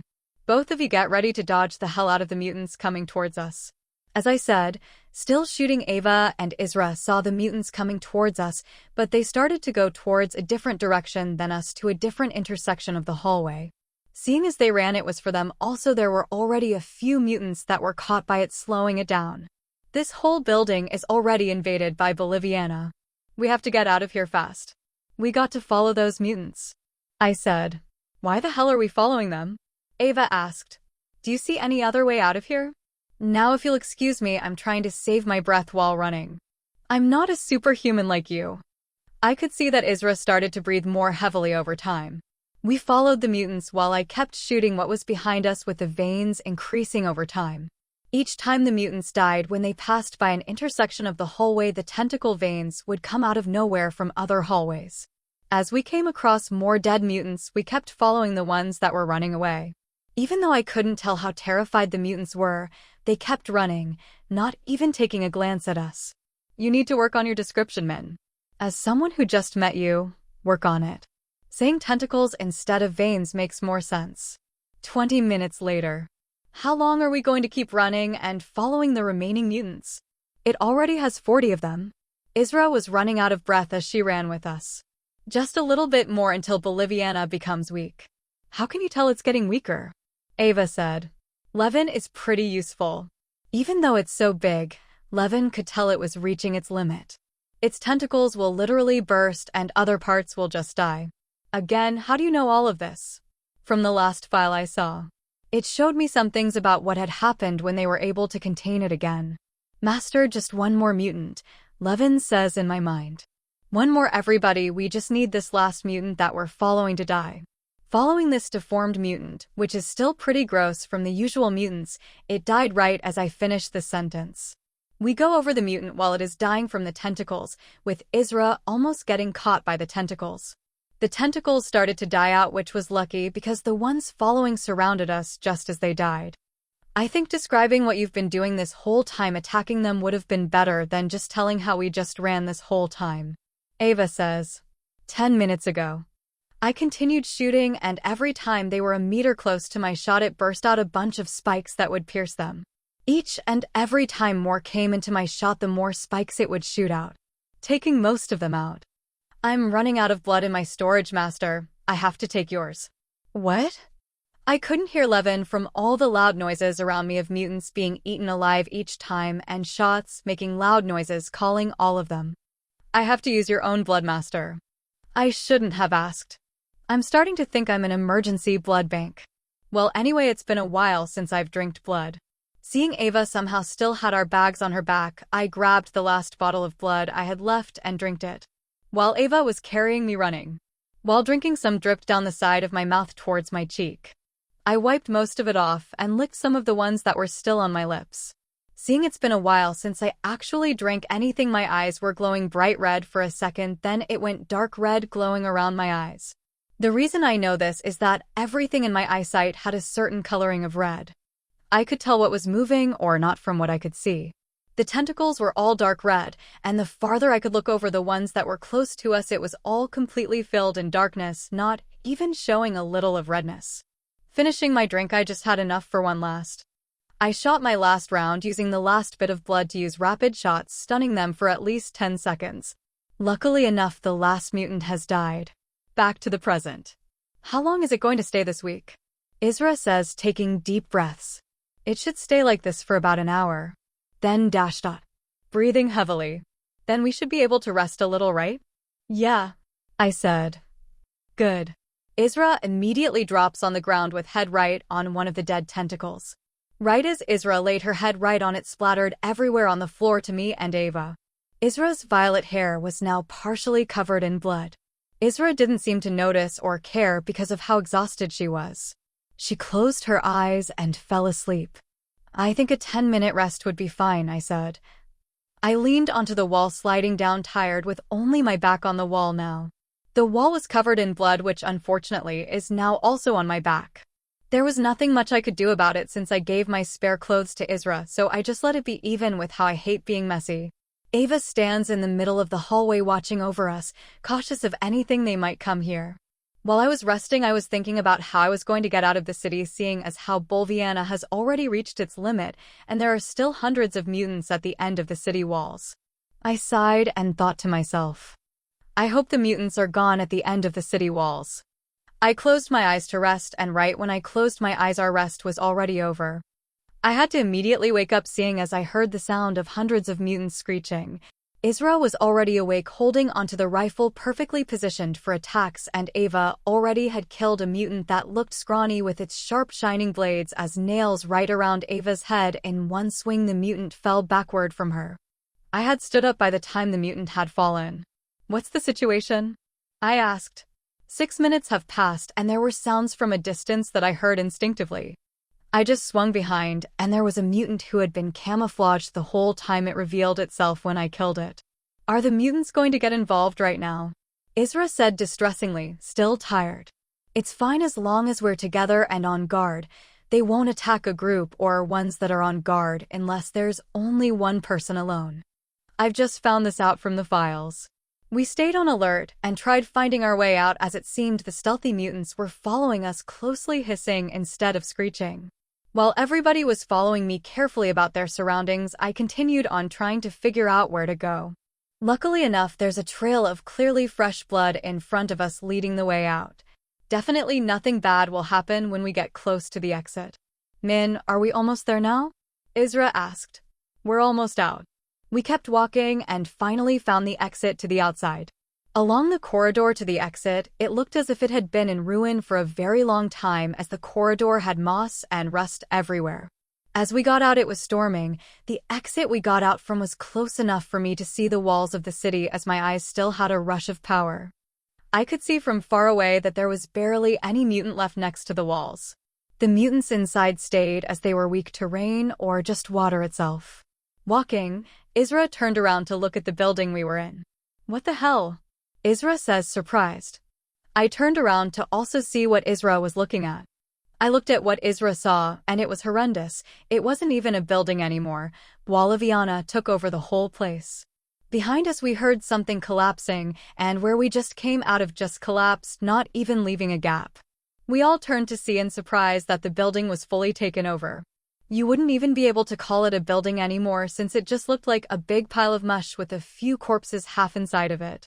Some of the corpses you see under their skins, or some corpses you would be able to look through, as in the middle of their body would be getting eaten by a maggot. When I say a maggot, I mean a giant maggot that is going through their body eating it. Half of the city seemed to be made of this mush. The only way we knew this was that we came out onto another building that was high enough for us to see most of the city. Was this what we've been doing this whole time? Isra says, gagging a little. The building we were in was already taken over, and if we didn't come out any later, we would have been stuck in there.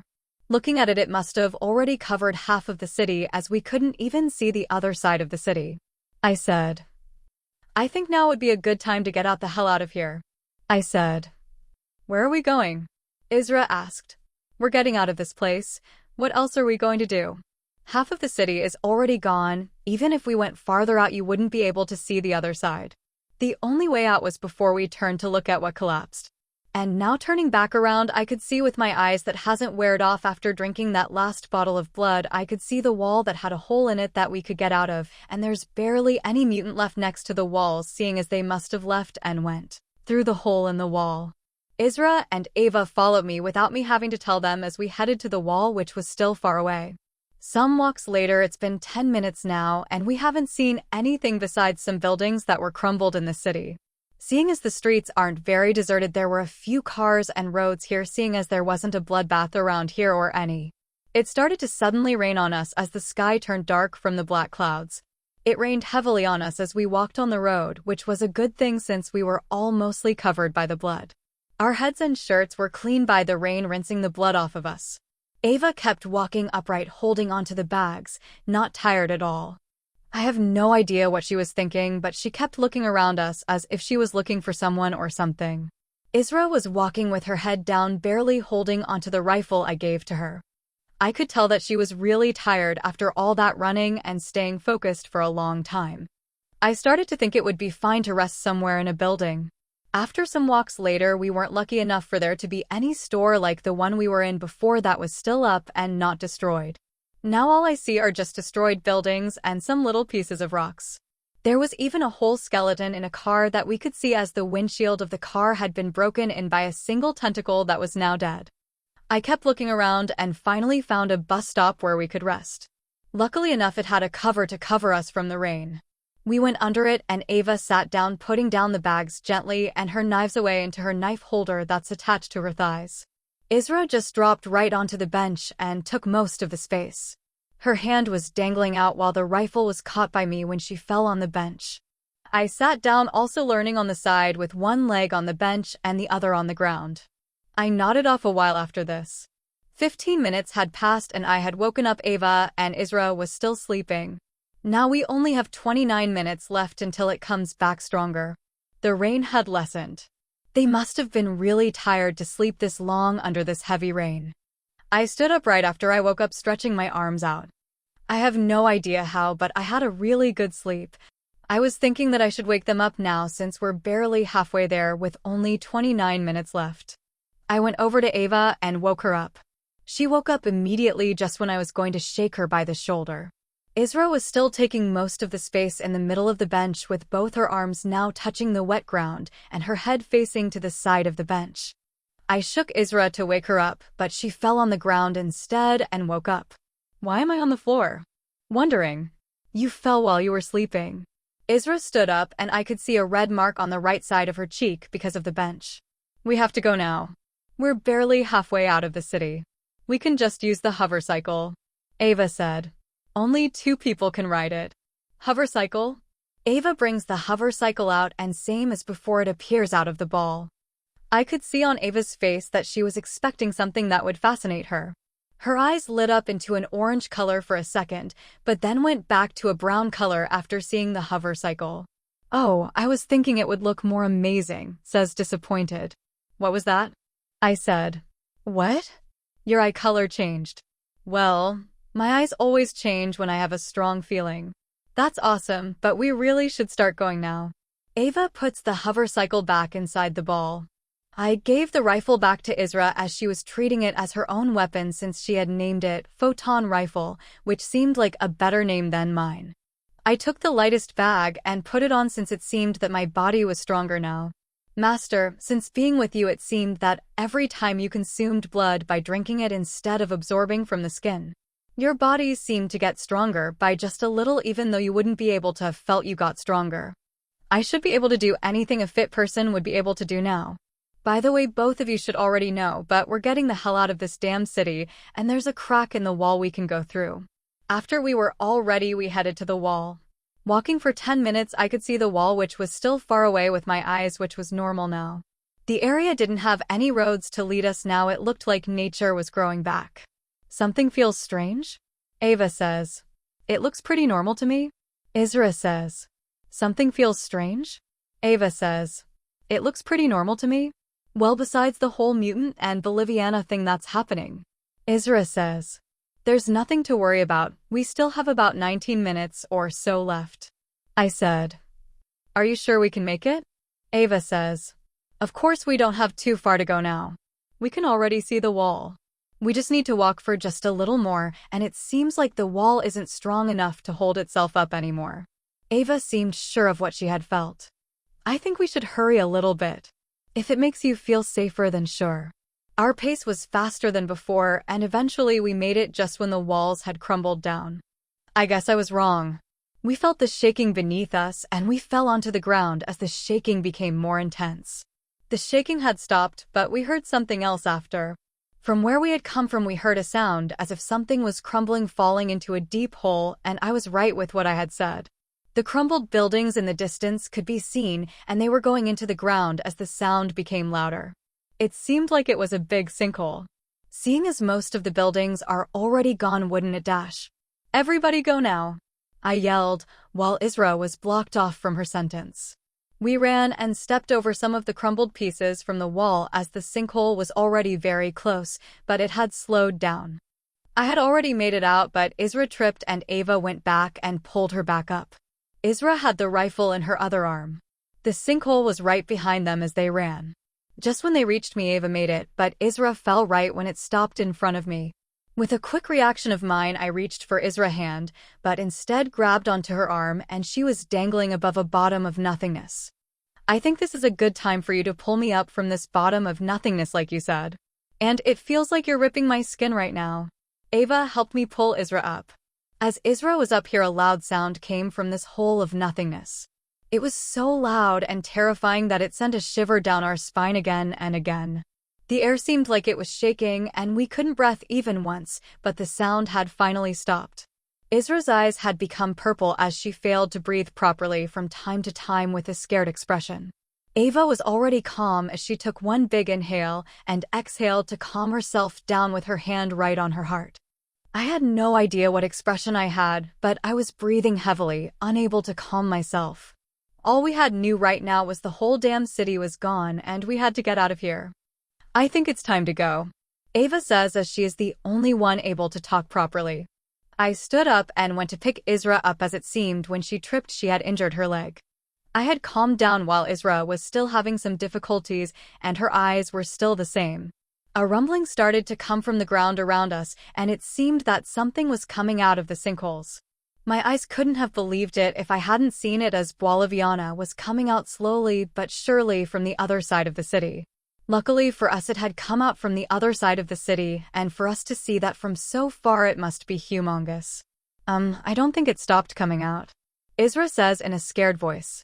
It hadn't stopped coming out.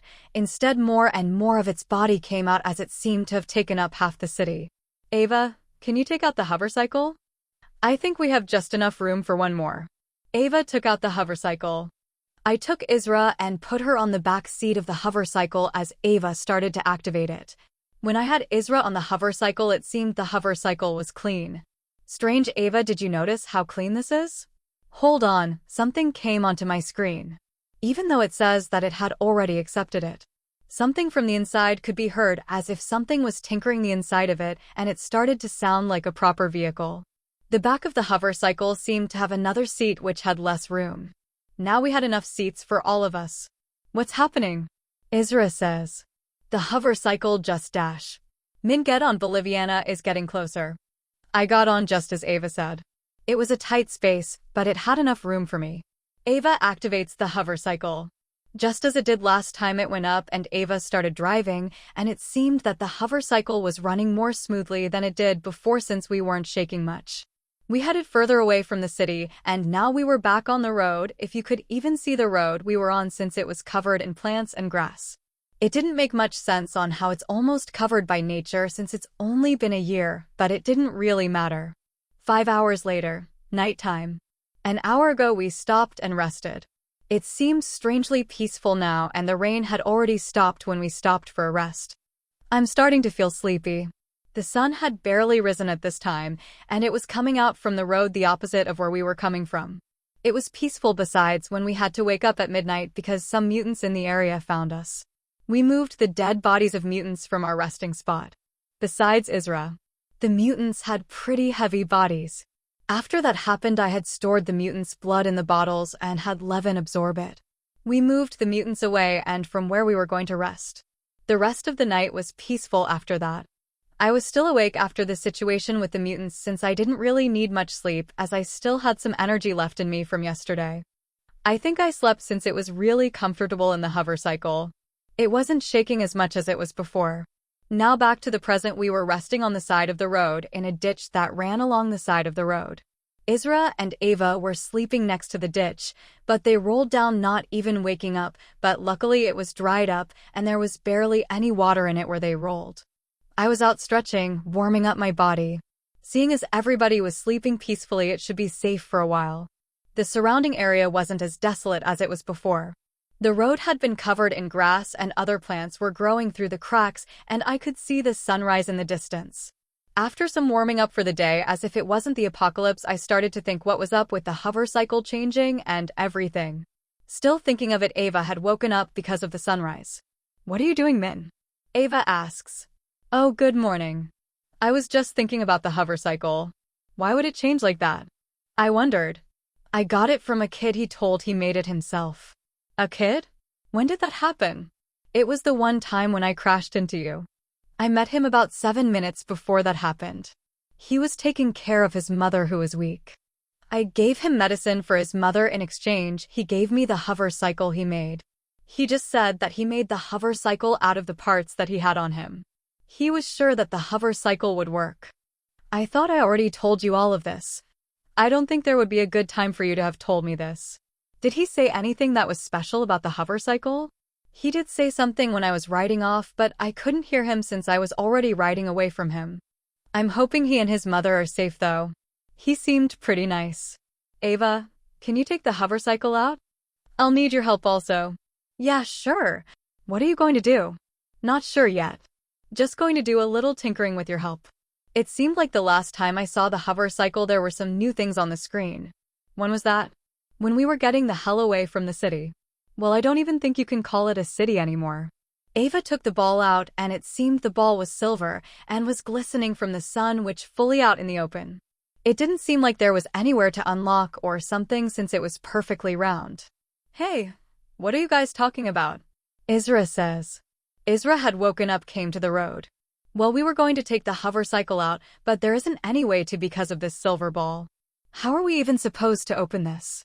Can I see it for a bit?" Ava handed it over to Isra. "This is an ancient artifact," as she holds it above her, letting the sun shine on it. We both stayed silent as Isra was looking at us with her fake expression of shock. "Yeah, okay, that wasn't funny at all." After Isra had said that, the silver ball had begun to open, splitting through the middle, letting out hissing like a geyser of hot steam within. It didn't fully open, and then a hologram showed up telling us something. More energy required. Isra, hold it up again. I said I wanted Isra to hold it up again. Isra lifts the silver ball where the sun shine the most. As she did it again, it said something else now. "Please stay 5 feet away during activation." Isra puts it on the ground and moves away quickly with us. 5, 4, 3, 2, 1. As it had counted down, a white light brightened up until we couldn't see the ball at all. When the light had dimmed down, we could see the hover cycle shining and new.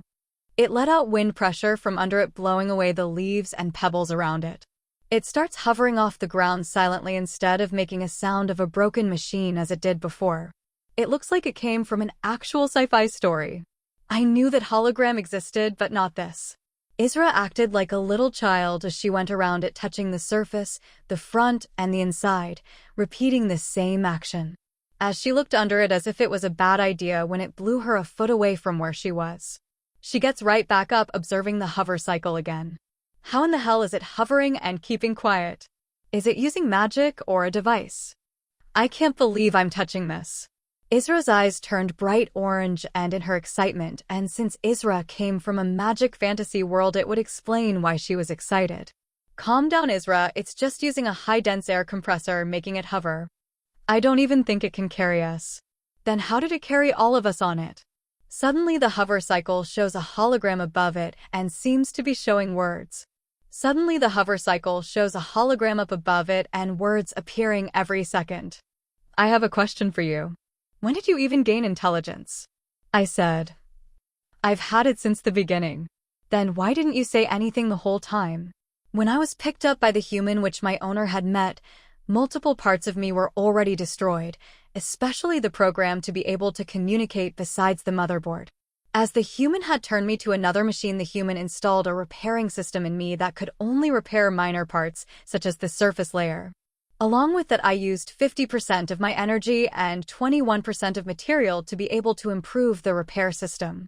With the improvement of the repair system, a simple communication system was made which was supposed to be installed in any vehicle like mine. Well, that was a long explanation, Ava says. Then you used most of the energy that was left. What does material life mean? What's with the tinkering status? The material life is the external function of the hover cycle and the most important one, which is called the motherboard. With every high/big damage to the exterior, the interior will slightly be damaged along the way. It's been maintaining a material life this whole time, doing everything possible to have a high material life of 98%. It has been lowered to 77% as I failed to improve myself while tinkering. That's all the question I have. Ava, did you have anything to say? I don't have anything to say. Isra, how about you? What were you previously? Isra asks with a sense of curiosity, holding back from asking anything else. I was in a car. Anything else? I can only work as a transporting vehicle. Isra's curiosity is still in her eyes, but she decided not to ask anything else as she was hungry. Eat this. We should get going since we're running out of food for you too. Where are we supposed to go now? What else? We're going to keep following the road. There isn't any other way to go. Then what about the forest? What about it? Couldn't we live in the forest or something? There has got to be something to eat. All the plants mutated. They can eat you alive. Wait a second. What about the trees and grass? Shouldn't they have mutated and eaten us when we were sleeping? Isra's eyes told me she was scared when eyes slowly turned black as she shivered. The trees and grass are passive. I have no idea why though, since it's been only a year. All you need to know is to never and never ever enter a forest or anywhere that is full of plants, since you would have known what kind of plant or mutated thing would be in there. Her eyes turned blue as she sighed in relief. I got it. I'm already having fun being with you too, besides the terrifying things that we encounter. That's a nice thing to say, but really though, we're running out of food. There's only about 2 cans of food left. Ava went on the hover cycle. Are you two getting in or not? We both got in while I was in the back. We rode off. Are you comfortable in the back, Min? Ava asks. It's pretty cozy since you asked me, besides the dust getting in my face. At least you two have a windshield covering you. A windshield will be installed once I have the right materials. Which is? I'll be fine without a windshield. I haven't heard you talk for a while, Evan. I only speak when you have a question for me or in a dangerous situation, Master. I guess I don't have any questions right now. Riding the hover cycle at top speed. The area hasn't changed at all, with no city in sight. 22 minutes later. Riding on, we noticed another road connected to the main road. A sign for both roads was shown. Above both of the roads there were big signs. Where should I drive? Sunnytown, we really need food, I said. From the back I could hear Isra's stomach rumble, despite the hover cycle being loud enough to block the noise of talking face to face. I could see Isra's ears turning red behind her hair, which was a pretty interesting thing to discover. I agree, and don't mind the rumble, that's the hover cycle, not me. Isra's ears were still bright red as we drove off. We went to the new road heading towards Sunnytown. At this speed we'll get there anytime. Isra says, sure of herself. 5 minutes later. Here we are. We got off the hover cycle with Ava putting the hover cycle back in. Just about to enter the town, we see a welcoming sign which looked all rusty and old, as there were vines covering it that we couldn't even see most of what the sign says. W__L___E to S__New York__WN. Sunnytown didn't look as destroyed as the cities. Just that it was eerily quiet, no sounds of mutants, monsters, or any odor of what you would smell from corpses, and no sight of blood splattered anywhere. This place is freaking me out a little, Isra says. Same here, I have a bad feeling about this place. Ava was on guard now. We don't really have much of a choice.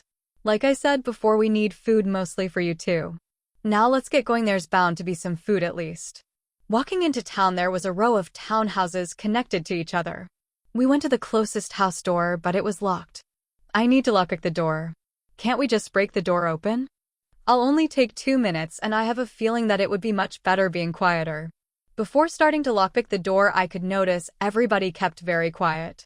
We all knew that even if we couldn't see the danger, it would be dangerous if we made any loud noises. It would become dangerous real quickly. After 2 minutes of lockpicking the door finally opened. We entered a small corridor. Going further in, Isra is the first to speak. It looks like the architecture hasn't changed much over the years. It seems really spacious. It hasn't changed much since the architecture advancement has reached its peak. The inside of the house had a lot of rooms, which was strange since the row houses are only connected by walls, not door to door. We got into the kitchen and we spread out to find food, even if there was a slim chance of finding any. After a while of searching carefully around the kitchen, I couldn't find a single thing. Searching the last cabinet behind me, something had clattered onto the ground. I turned around quickly, thinking that a monster or a mutant had appeared in here somehow. Turns out it was just Ava who was searching the cabinet, and also a pot and some bowls fell right after. Ava managed to catch most of the bowl except one that fell right in front of her. Isra, who was closest to her checking the bottom cabinet, managed to catch the last bowl. None of this didn't do much, seeing as the pot, the first to fall, was still clattering for 5 straight seconds. After 5 seconds of clattering, we went silent. Nothing happened. Ava says, "Well, that's good." Isra says back. Everybody sighs in relief. We were too early to sigh in relief, since right when we did, something just bulldozed through the small corridor, breaking everything in its path. The building was still standing as little pieces of the house crumbled down, but there was a big hole. "What the hell was that?" Isra says, shocked. "We have to check it out," I said. "I think we should be running away from it." Isra thought it would be better to get away than checking it out. "What's there to be scared of? You've already faced some dangerous situations. Well, this time we can actually get the hell away from whatever was coming at us." "Too late for that," Ava says. What appeared in front of us was a tall, bulky, fleshy mutant with its veins pulsating, and some of the veins bursted out, letting out lots of blood. Levin couldn't even detect it. We couldn't even see its head, since it was literally in the ceiling with its thin body above standing tall, and it didn't seem to have any legs, as everything else on its body was all touching the ground. We all backed up carefully as it was slowly coming into the kitchen, with its head breaking the ceiling as it came in. We backed away slowly so as to not even touch a little bit of it. While avoiding it all this time, we all stayed silent as possible while staying away from it. Isra was at her limit as the blood that was dripping from it was under her feet. Isra was leaning back and was now sitting on top. Ava had already gone up on the little platform that wasn't touched by its blood. I was the only one that still had room for movement. All I could do was the same as them, going on top of anything next to the wall. Isra on the small table, Ava on the cabinet that's barely holding her up, and me right in the sink. Oddly enough, I think I could fit half my body in the sink. Enough about that. The cabinet that Ava was on was about to break. A gunshot in the distance was heard. The monster immediately turned around, and I could hear its whole body breaking when it turned, as the bottom wasn't as fast. It immediately moved, quickly bulldozing through all the rows of townhouses. Staying silent for more than we could realize, we let out a big breath of air. Ava was the first to go back down on the ground. Isa slowly got down the table while her legs were shaking in fear. She drops right on the ground with her eyes very dark, while I went back down with my pants drenched in water from the sink. I gave Isra time to calm down as Ava was comforting her surprisingly well. I took this time to recollect what just happened. That thing could go through the houses so easily. What in the hell is it? Thinking about the monster, I asked Levin a question. "Levin, why didn't you detect the mutant?" The thing wasn't a mutant, but a monster. I have no idea what kind of monster it is, since I have no experience with monsters. After Levin had answered me, I went up to Isra. "Are you okay now, Isra?" "Yeah, I'm fine now. It's just that it's weird how I got so scared, even though I faced so many mutants already." Listening to what Israel said, the times when she was scared was only when it involved monsters. "Isra, do you have any memories of monsters before you met us?" "Yeah, I do. There were a bunch of them. One of them was a monster that very few people knew existed. I clearly remembered it since it was memorizing, and I don't mean it in a good way.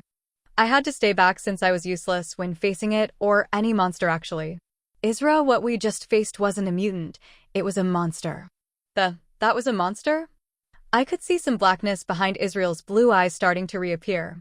Yeah, it was. Your body must have known that it was a monster instead of a mutant. Well, either way it's gone now, so there's no need to fear it again. Oh, thank God. Isra says in relief. Her eyes stayed blue. Isra got up with some blood that was now on the front of her leg. Let me get rid of that for you. I let Levin take off all the blood from Isra's leg. It was now absorbed into me from my arm. It still grosses me out how it just goes into my body like that. Well, at least your body doesn't just open itself up. It just goes into your skin and disappears. I have no idea how you like blood since I've known you. Ava says. Blood is the only thing that has a taste to me. Anything else just tastes weird. All I can feel is the texture of the food, not the taste. It looked like it couldn't see us at all. Isra said. Yeah, I noticed that it also ran away after hearing a gunshot from somewhere else. I think we should go there, Ava says. Are we really going? We would have most likely died if it hurt any of the three of us. Our goal was to find food, and the person who made that gunshot probably already took everything. So you're saying we should help them so they can share the food with us? Isra says. I was gonna say we let them get killed by that monster, and then take the food from their body when the monster leaves. But that works also. We heard a gunshot, but this time there were multiple shots. Seems they're going to die anytime now, Ava says.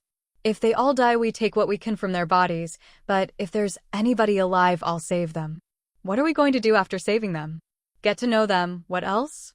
I think they would be on guard against it. Well, you both weren't on guard against me when I met you too. That's because you saved Ava, and when we first met I didn't even have a choice, you both had a weapon pointed towards me. Everybody stop talking. Ava says. We don't even know if there's more than one of them. First we should go to where we heard the gunshot, and then make our decision. We heard an explosion in the distance while there were still shots still heard after the explosion. The shots sounded like it was farther away than last time. You're right, now's not the time to be talking. We'll make a decision after seeing the situation. We all went through the hole that the monster made. Running through the hole in the buildings along the way we saw something on the ground, and it was a mutant. It looked like it was flattened. There was nothing but the skin of the mutant. We didn't see any bones or organs that could have been inside it. After a while we made it out of the buildings. There were about 5 military trucks. 4 of the trucks were either still on fire or had holes straight through the rear of the trucks. We didn't see any bodies or anyone that was still alive. We almost missed it, but it seemed like there was one person still alive. There was a mutilated person on the ground next to the only truck that wasn't destroyed. She was wearing military clothing with a red cross on her chest. Both her arms were half gone, and there was barely any blood coming out of his arms. Her head facing down with her brunette long hair that was covering her face, blood on military-like clothes. We could hear shallow breathing as we got closer to her. Getting closer to her, I lifted her hair up. Both her eyes were closed. Her left eye was scarred, while her right eye looked completely fine. Who's there? She said it in a panic, looking up, unable to look straight at me as she was unaware that both her eyeballs were gone. There was some blood that came out of her eyes. Just some strangers passing through. I said, now is not the time to be playing jokes. If you're reinforcements, there's still people left, you need to get them before dashed. Before she could finish her sentence yelling at me, she coughs up blood twice. The second time a bit of her blood got on my left cheek. Of course the blood was absorbed into me even when I didn't want it to. I felt a little sad for her, but I had to tell the truth. Sorry, there's no reinforcement or anything like that. We just heard some gunshots and came here. I said, I'm guessing you all came here to reap what was left, right? Well, it doesn't matter anymore, there's nothing for you all. That's not why we came here. My friend Ava can help you. Stop. If my healing powers can't even save my arms and eyes, and most importantly my comrades, there's nothing you can do for me, especially in these times when there are scarce resources. Then can you at least tell us what happened here? Yeah, I can. As ironic as it is, I saw it with my very own eyes until the end. In short, when there were still people desperately calling for us to help them from the outside. When it started, I was one that could get in a military underground bunker. A missile was supposed to strike right in our area, and it did. The mutants, or monsters you could say, had survived, and one of them was powerful enough to break into the bunker. Some people and I got out of the bunker somehow because someone I knew blew the bunker up with the monsters and himself in it. We only survived the bunker disaster because of the loud sounds of people dying inside the bunker. There were hundreds of people that survived, but they dwindled down, leaving only 20 of us alive today with 5 supply trucks left. Just before meeting Min, Ava, Isra, we had set up a tent to tend to some of the wounded soldiers from a previous battle between us and the mutants that were coming after us while we were moving. "Have you gathered the supplies for the patients?" I said. "Yes, Staff Sergeant Alicia. The area has been cleared of all the supplies." I was the staff sergeant. "Just call me document, bring the medical supplies here. Also bring in Sergeant James."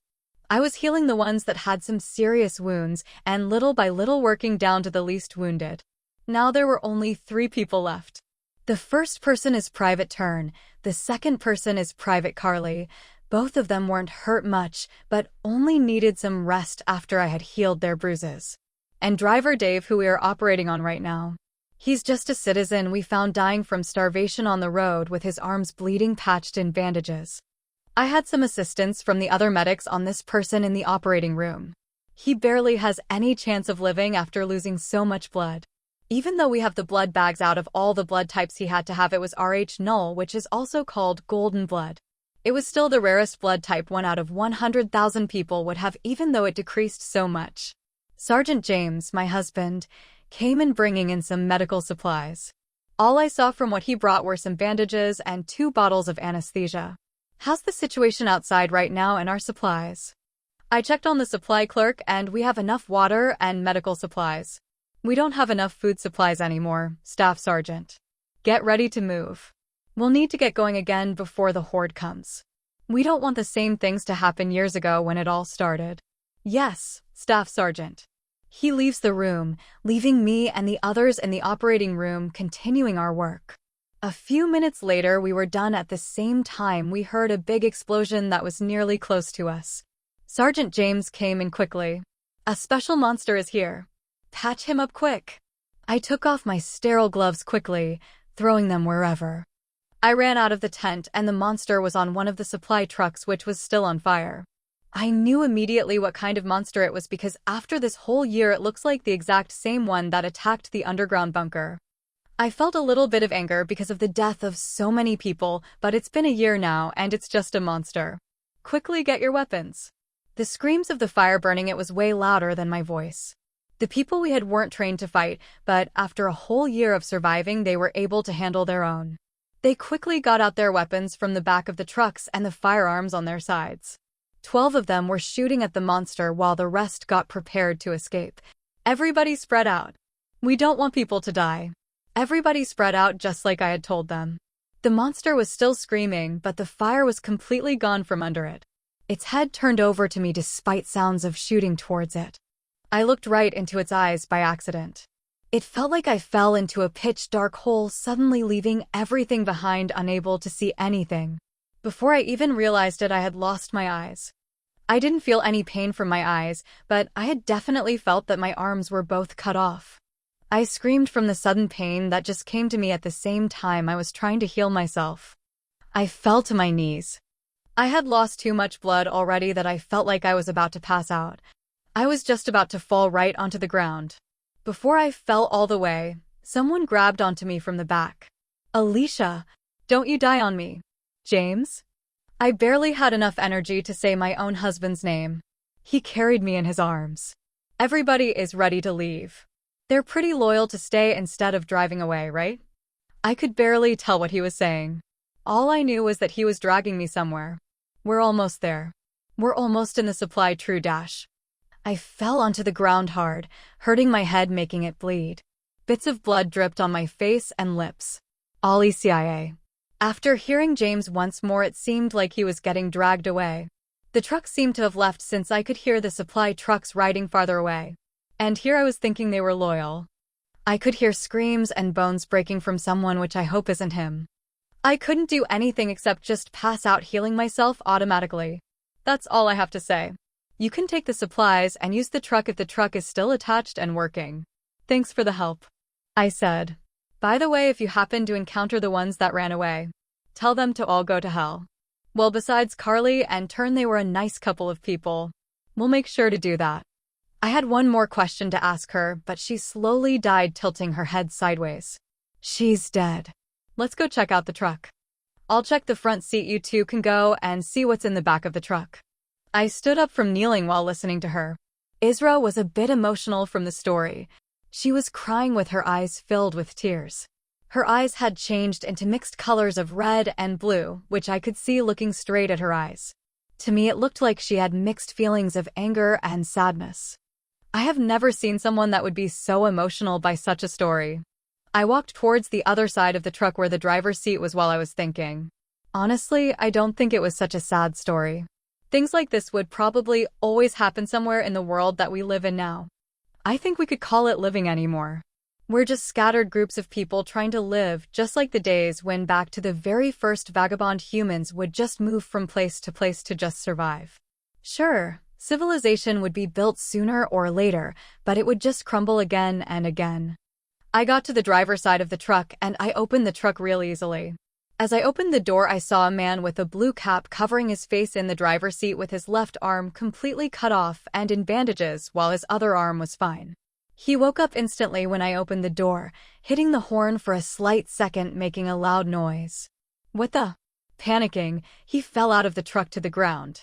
I moved back a bit so that he didn't hit me while he fell. Who's there? He pushed himself up with his arm. His cap fell off, showing me a handsome face. He looked at me and then leaned on the truck looking at me. For some reason his eyes were shining when he looked, blinding me. Why, hello there. You're a cute looking one. The way he said it and the way he just rolled with it ticked me off. I immediately just punched him in the face reflexively, and it looked like he just let me hit him. He went flying a few feet away from hitting him with my strongest punch I could muster. Ava appeared from behind the truck with Isra. Ava looked down as the person slid next to her. What happened here? Ava asked. Something about this guy ticked me off. Well, what are you gonna do with this person? Isra says. Well, he looks like a person who knows things. Let's just put him in the back of the truck. And speaking of which, what was inside the truck, Ava? There's some food for us and lots of medical supplies. Now we don't have to be too worried about being injured. It's amazing how we survived this far without a scratch on us. It's because of our great teamwork and our escape skills. Isra says. Yeah, but anyway, who wants to drive? There's a window to the back of the truck so we could talk while somebody is driving. I'll drive since I've been the one driving this whole time. Before we drove, Ava turned him over and saw his face also. Both of them were surprised by his face. Ava had a straight face while Isra was completely mesmerized by his face. Can I sit in the back also? Isra asked. Yeah, we're both sitting in the back. We need to make sure he doesn't escape or anything. Ava without a care picked him up single-handedly and threw him in the back of the truck without remorse. Ava got into the driver's seat and we went into the back of the truck. The supplies were all organized. They were all in the middle, straight enough for us to get all the way into the back of the truck where the little window where we can talk was at. We climbed into the truck and Isra and I dragged him further into the truck. We sat at the end of the truck while the guy was on the floor. Isra was staring at him the whole time when we dragged him inside. So where are we going next? We came here with what we were looking for. Now we just have to get out of here. What about the people that she was talking about? No worries, they went the same way where we came from. You can clearly see where the monster went from the dragging on the ground. So we should be able to catch up to them. They're probably dead also because of that monster, so free food and medical supplies. Ava started the engine and set off. 10 minutes later. Sitting in the back of the truck, the seats were uncomfortable, but I endured it since we had a lot of supplies with us. Isra was still staring at him, ignoring the pain from the seats. Her eyes were pure pink. It even looked like her pupils were making a heart shape. What's more amazing is that the guy was still unconscious and was laying on the wall of the truck. I could literally see the vibration from him as it went through his body. We were on the same road again, still driving. The person on the ground woke up to the stare of Isra. His face was clearly sweating from what I can see as Isra got closer to him. Isra, you're a bit too close. Oh, sorry, it's just that he looks so handsome.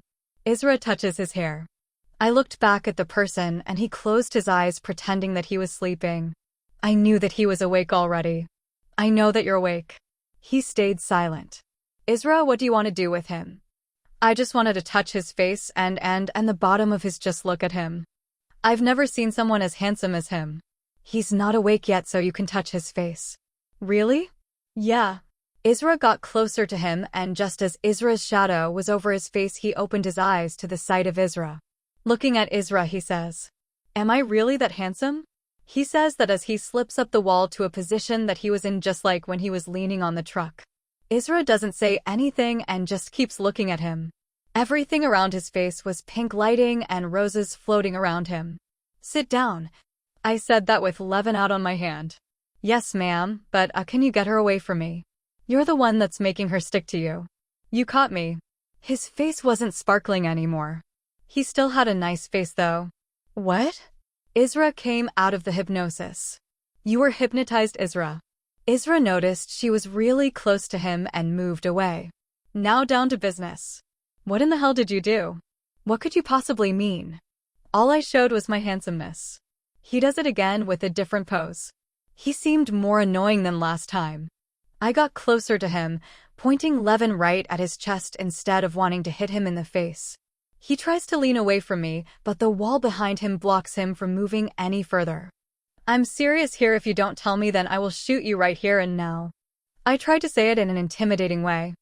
I just hoped that it actually works and he tells me, since I didn't want Isra to get splattered by the blood and some other things that would have come out of him if I shot him.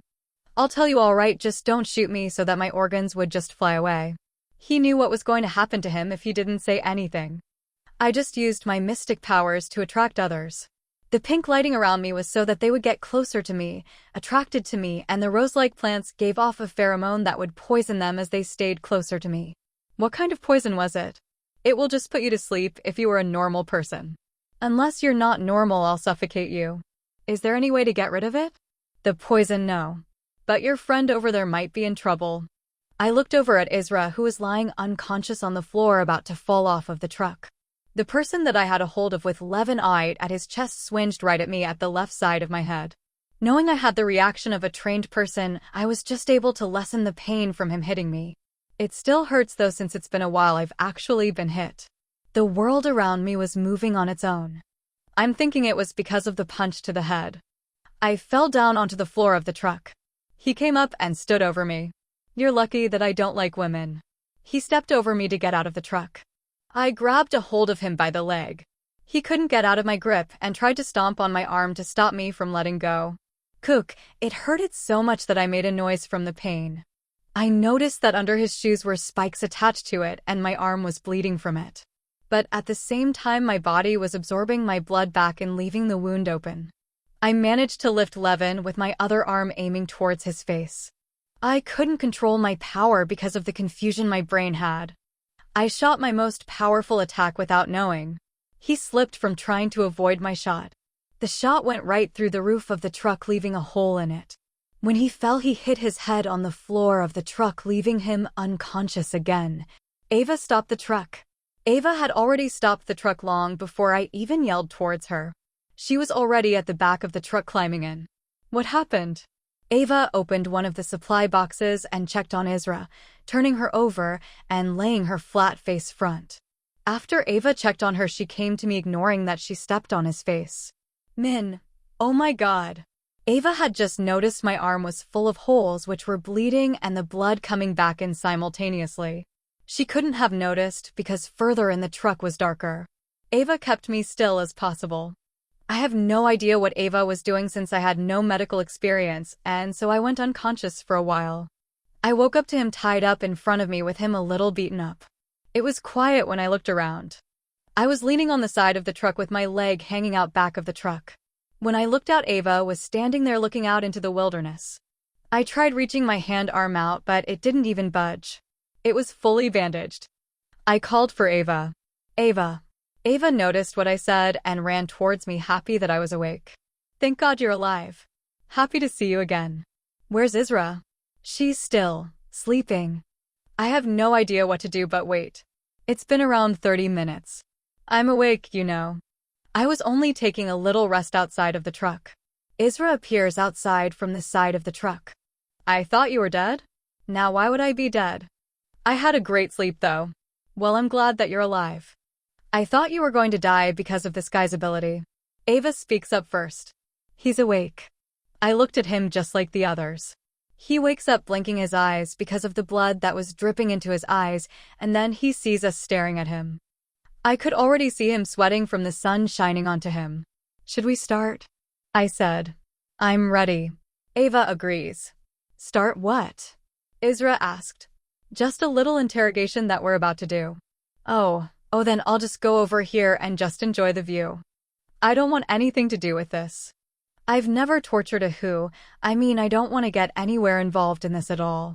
Isra backs out and out of view of us. Now this time I won't let you ever escape ever again. Ava climbs in and grabs the knives that she had attached to her. He started to cry out of nowhere. Don't worry, I'll just hurt a little. He tried to yell. He let out a little yell, but Ava covered his mouth with a branch that she must have found on the ground. The scene was too graphic for viewers to see. 10 minutes. Well, that took a while. Ava says. Well, that's because you didn't let him speak. You even forgot to take the branch out of his mouth before he told us. Oh yeah, you're right. Isra walks to the truck looking in the truck where we were. Are you both done? Yeah, we got a lot of good information from him. It seems like you both have experienced this kind of thing. Ava and I looked at each other and looked back at Isra. We don't. We said it at the same time. I don't like doing this kind of thing, but he stomped on my arm so much that it's taking a while for my arm to heal even with my powers. I said. He should be fine. Ava said. Isra looks behind us and sees him crying on the floor. Isra couldn't see anything else because of how dark it was. I think you both completely lost your minds. It happens, doesn't it, with the world that we live in, and Ava is the one that did most of it. Oh, right. I finally found out what was irritating me. During the interrogation. Emma gum. What did you say? Hold on, Ava. You need to take the branch out of his mouth first. Oh, right. Ava takes the piece of branch from his mouth. Please stop. I'll tell you, just stop trying to cut off my leg with that knife of yours. Now tell us everything you know. Yes, anything. My abilities, military ranks, monsters, food locations, anything. You said food location, right? Yes. You should be able to find them in Cinder City. Where is that? You just drive through Feller Road, and you should be able to get there. One other thing? He shivers in fear. Yes? Tell me, why were you in the truck when I first saw you? Oh, that? Some military people picked me up. Ava. I had Ava dig into his leg more until it had reached his bone where I could hear a crack sound. His leg should be completely broken now. Is that all? No. Before they picked me up, I traveled with some people. They were not in their right minds. You see, they were damn cannibals and psychos. They used me as bait to lure some random people into helping me. Was that dying woman talking about those people instead of the monster? The woman that was getting carried by her husband? So you do know. Yes, at that time I was in the truck that you found me in. The monster that you were talking about must be the one that those psychos were controlling. Oh, it seems interesting. Tell me more. While I was trying to survive on my own, I came across a store full of food in the back of it. And so I went to take them. But as soon as I got closer, it smelled like rotten flesh, and then behind the counter was a small monster of some kind. I was about to run away, but someone had knocked me out unconscious. When I woke up, I was tied onto a pole in an adult's bar. I was half naked at the time, don't ask me why. Those psychos were cheering on the monster to eat me, but then some guy barged through the door, stopping the monster by just showing palm to the monsters. And then it just stopped right when it was about to eat my buttocks. There wasn't any need to know that part. Where was it again that you said the food was at? Cinder City. Good. I stepped right between his legs and a little higher. He started to squeal after I did that. Back to the present. And then I realized that I just hated his guts. All of that was just for that? We did find out what danger we'll be heading to, so it wasn't just for that. We heard a sound from the truck. The engine of the truck started to start up and other sounds could be heard from it. The surface of the truck seemed to have changed gradually. It can't be? Ava, do you still have the ball in the bag? You mean the hovercycle? I left it in the driver's seat. Every single part of the truck was clean. No stain or blood on the outside of the truck. Everything had become new, just like when the hovercycle changed. It's so clean, Isra says. I don't think that's what we should be focusing on. I said. Inside of the truck, the person that was crying away was freshly cleaned of his tears. His white shirt and jeans were also cleaned. His leg and his thing was still broken, so he kept on crying endlessly.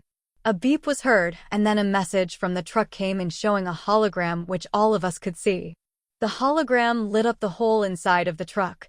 Vehicle composition and material change complete. I was able to completely connect to this vehicle. Looks like sonar became the truck itself. Amazing, Isra said. I never thought that sonar could do this. It's pretty amazing, like Isra said. Just like Bleetu. I said. Indeed, it's called Connect. The name speaks for itself. Oh, nice. So why did you connect to the truck? The underside of the truck had been incredibly damaged. Hold on, didn't I leave you in the truck? I fell out of the truck when you left the door open. I scanned the area as if I was in an unknown place. It seemed like I was under the truck, and I saw that pieces of useless scraps were hanging on. Rocks got stuck between, and pieces of metal were falling off because of it.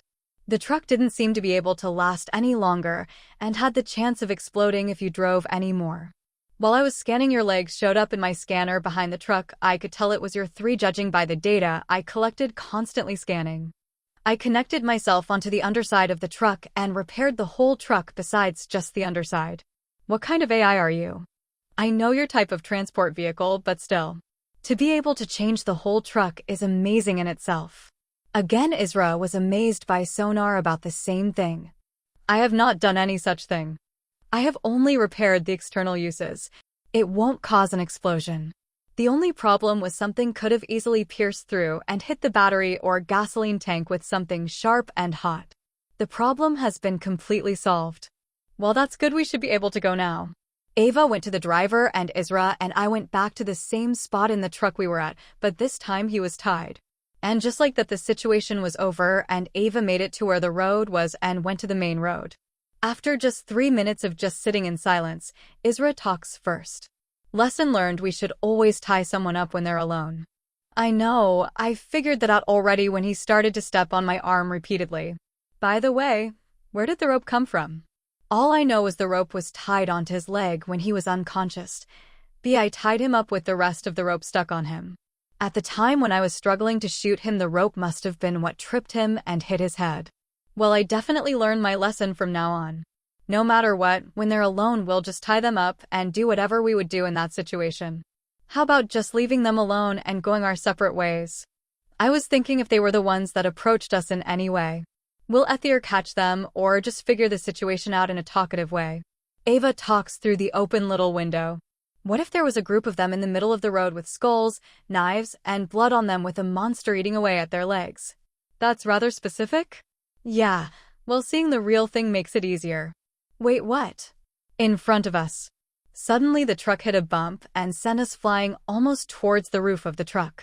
Ava was surprised by the sudden bump and tried to take control of the steering wheel, but the truck spun out too much as we tried to hold onto the truck. I couldn't hold on and went flying around the truck. My whole body flailing around, my arm got worse, crashing into the crates every time, and blood could be seen through the bandage. I caught a glimpse of the person that we had tied up getting thrown out of the truck as I flailed around. The truck spun and fell into a little ditch onto the side of the road. Ah, that hurts. The blood disappears back into my body. My arm starts to bleed again, a little faster than my body could absorb. Slowly it bleeds. Well, another lesson learned: my body can't absorb as much as I'm losing it. I shouldn't faint from this little bit of bleeding, I think. The back of the truck was facing upwards towards the sky. Isra, you there? Yep. Where the hell are you? Oh, just my leg stuck under a crate. But no worries, it's not heavy enough to crush my leg. Bad thing is I can't lift it. I still have no idea where you are with that information. You can figure out how to get out of that little hole that you're in. I'm right next to it and I can see you in it. I noticed I got into a terrible situation, or just got lucky. A crate that didn't get strapped by the rope was halfway tilting towards the hole that I was in. I had to quickly get out of there before I got crushed. A little help here, I said. At this point I got up, struggling to even just push myself up and reach for Isra's hand.